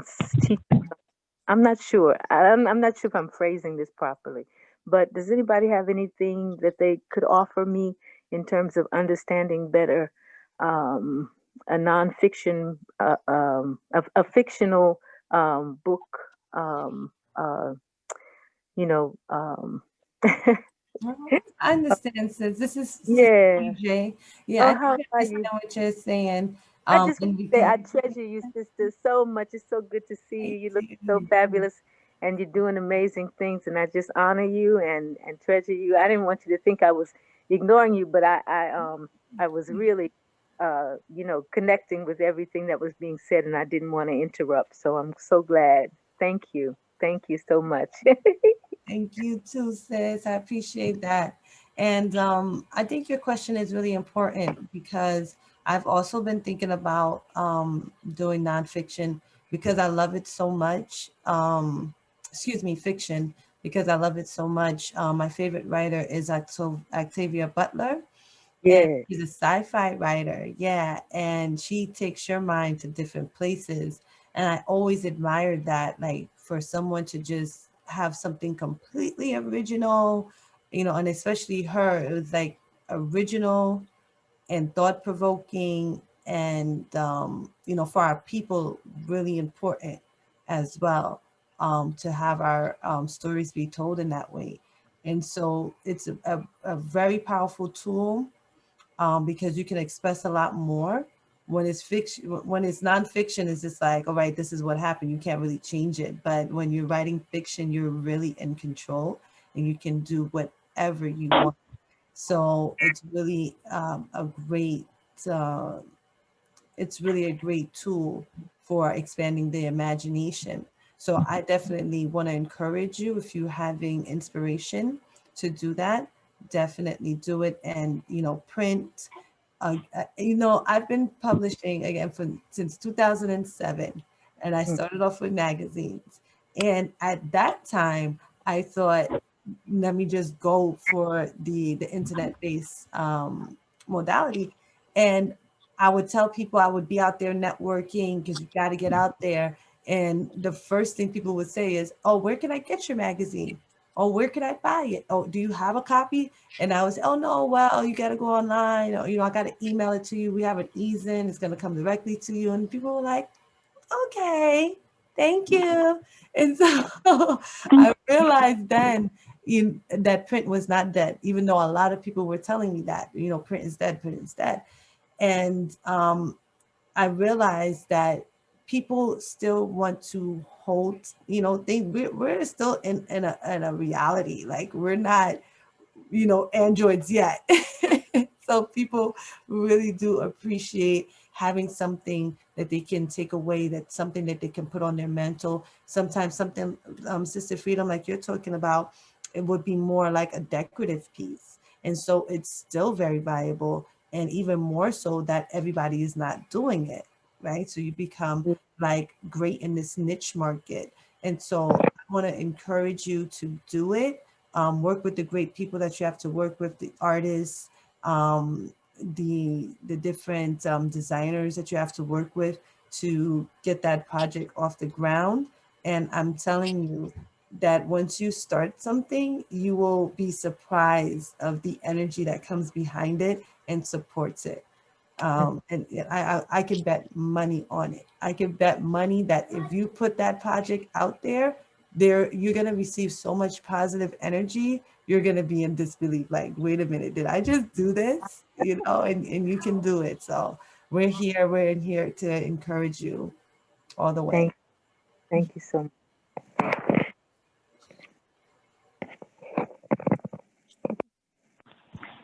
Giving thanks, giving thanks. If we have any more questions, we'll probably take one more question and I'll comment, and then we'll close out this wonderful call. This was a powerful, powerful call. Giving thanks, and again, we will be starting our book club. We will be having it physical and virtually. So for those who would like to participate in our physical book club, definitely follow up with us. We have it in our private location. And also, whoever would like to participate in our virtual one, we will be having it as well. We'll be sharing more insights like this, going into some of the ways how we utilize our platform to educate our people via curriculum and some other techniques you can utilize with your books. Like our brother Murray was sharing, different ways how you can not only generate with it, but also different ways where you can get opportunity to maximize if you need physical copy. Anyone have any questions, comment? We'll open the floor for one more, then we'll close out this call. Giving thanks.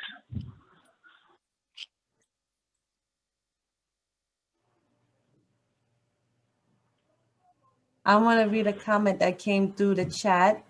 I'm going to put you on blast, Sister Lynette, Raymond's mom, our powerful pioneer and other financial minister. His mom is on. So shout out to Brother Raymond, first and foremost, for being a part of the space and having your mom also a part of the space. And so she said, I was listening very intently to this session, and it's absolutely fabulous. I'm so proud of young folk today, and you all are embracing and putting your stories in print. This is our culture, our history that you guys are making now, and you make it sound easy, that anyone can do it. I love you all, and I'm so proud. Yes, and that is very true. You can all do it. We can all do it. You just have to start. Once you get that first sentence on the paper, trust me, you're not going to want to stop. And so if you get blockages, I got blockages through this writing process with my last book because I was writing a lot about the trials and tribulations that I went through. So it put me back into that space. And so some days I had to walk away and come back, come again. But once you're committed to seeing the project all the way through and you get that first sentence down, you will finish. Yeah. Thank you, PJ, for reading her comment. And thank you. It's a beautiful comment.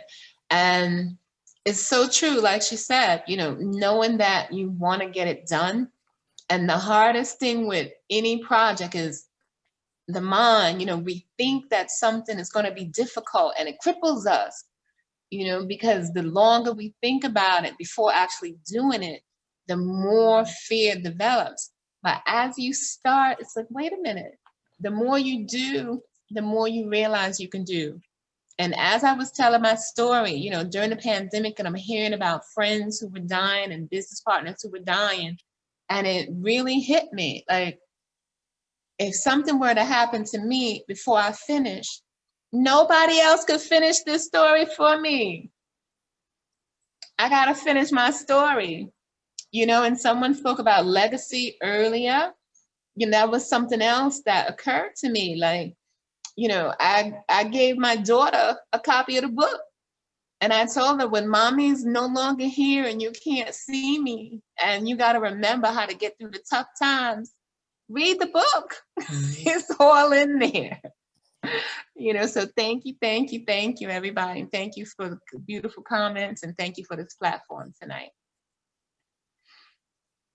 Awesome. And can you name your book again, sister? Can you share the name of your book again? The Road to Unstoppable: How to Achieve Your Goals Despite the Challenges of Life. Powerful, powerful. Sister PJ, can you share the name of your books again?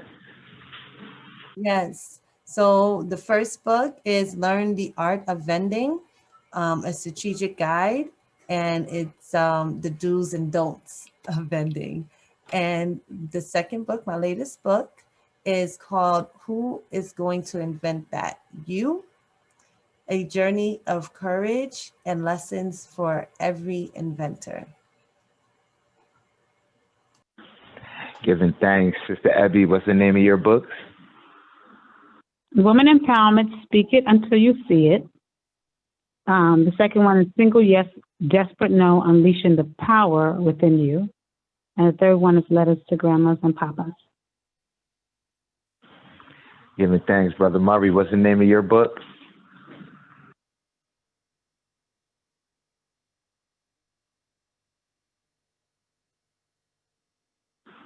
Harlem Deserve the Credit. Giving thanks to our brother Murray. Harlem Deserve the Credit. Giving thanks to Sister Lady Prima. Are You Bugging? With her book, Are You Bugging? Giving thanks to our sister Shazaz. Excuse me if I'm mispronouncing her name. With one of her books, We Got the Bag. Giving thanks. And of course, salute to myself, Powerful Pioneers, Alkaline Vegan Chef Smoothies. So we give it thanks to all the authors. We giving thanks to all the authors. And again, next time we want to hear more people on their books. We want to hear more names. And again, even to start with that, what's the name of your book? Our first book club we're going to start with, and this is, I'm going to end off my part. If anyone else would like to close out, feel free. But I'm setting the tone with our class. The first class session is going to deal with what's the name of your story? Attention getter. How are you going to get the attention? If you hear all the names of everyone book here, it gets the attention. And of course, when you see the color in the image, it just brightens you up even more. The first session will be about what's the name of your story? What's the title of your book? Giving thanks. So I'm going to close it out on my part. Sister PJ, anybody else, if they would like to say anything, feel free. Giving thanks, y'all. Giving thanks for everyone and their positive energy tonight, being a part of this space. Again, if you have a book inside, start right now when we get off this Zoom in this call, all right? You can reach out to me at browneyeztv on Instagram, at browneyez, EYEZ, PJ. And I'll help you as much as I can. And you can also go to www.browneyezmag.com if you want to check out the magazines. The magazine interlock, so you can get to one magazine from going to there. browneyezmag.com. Giving thanks. Thank you, everyone. Thank you, Brother Yomi, MC Yomi in the background. Salute, Sister PJ again. Salute to all of our Powerful Pioneer members, all of our supporters. If anyone would like to know more information about Powerful Pioneers, our resources, our services, our workshop, definitely follow up with us. And if you are interested in knowing more about our streaming platform, salute to our brother, Blackstream.live. Blackstream.live. Check us out. Also check us out online, Powerful Pioneers TV. Powerful Pioneers TV. Our next workshop will be Thursday, this Thursday. Definitely follow up with us on Thursday. And of course, stay tuned for our virtual mall every Friday, which we call Black Friday. Giving thanks, everyone. Peace and love, and have a wonderful night. Power. Ashe. Power. Power. Power. Ashe. Peace and Power. love. Ashe. Supreme.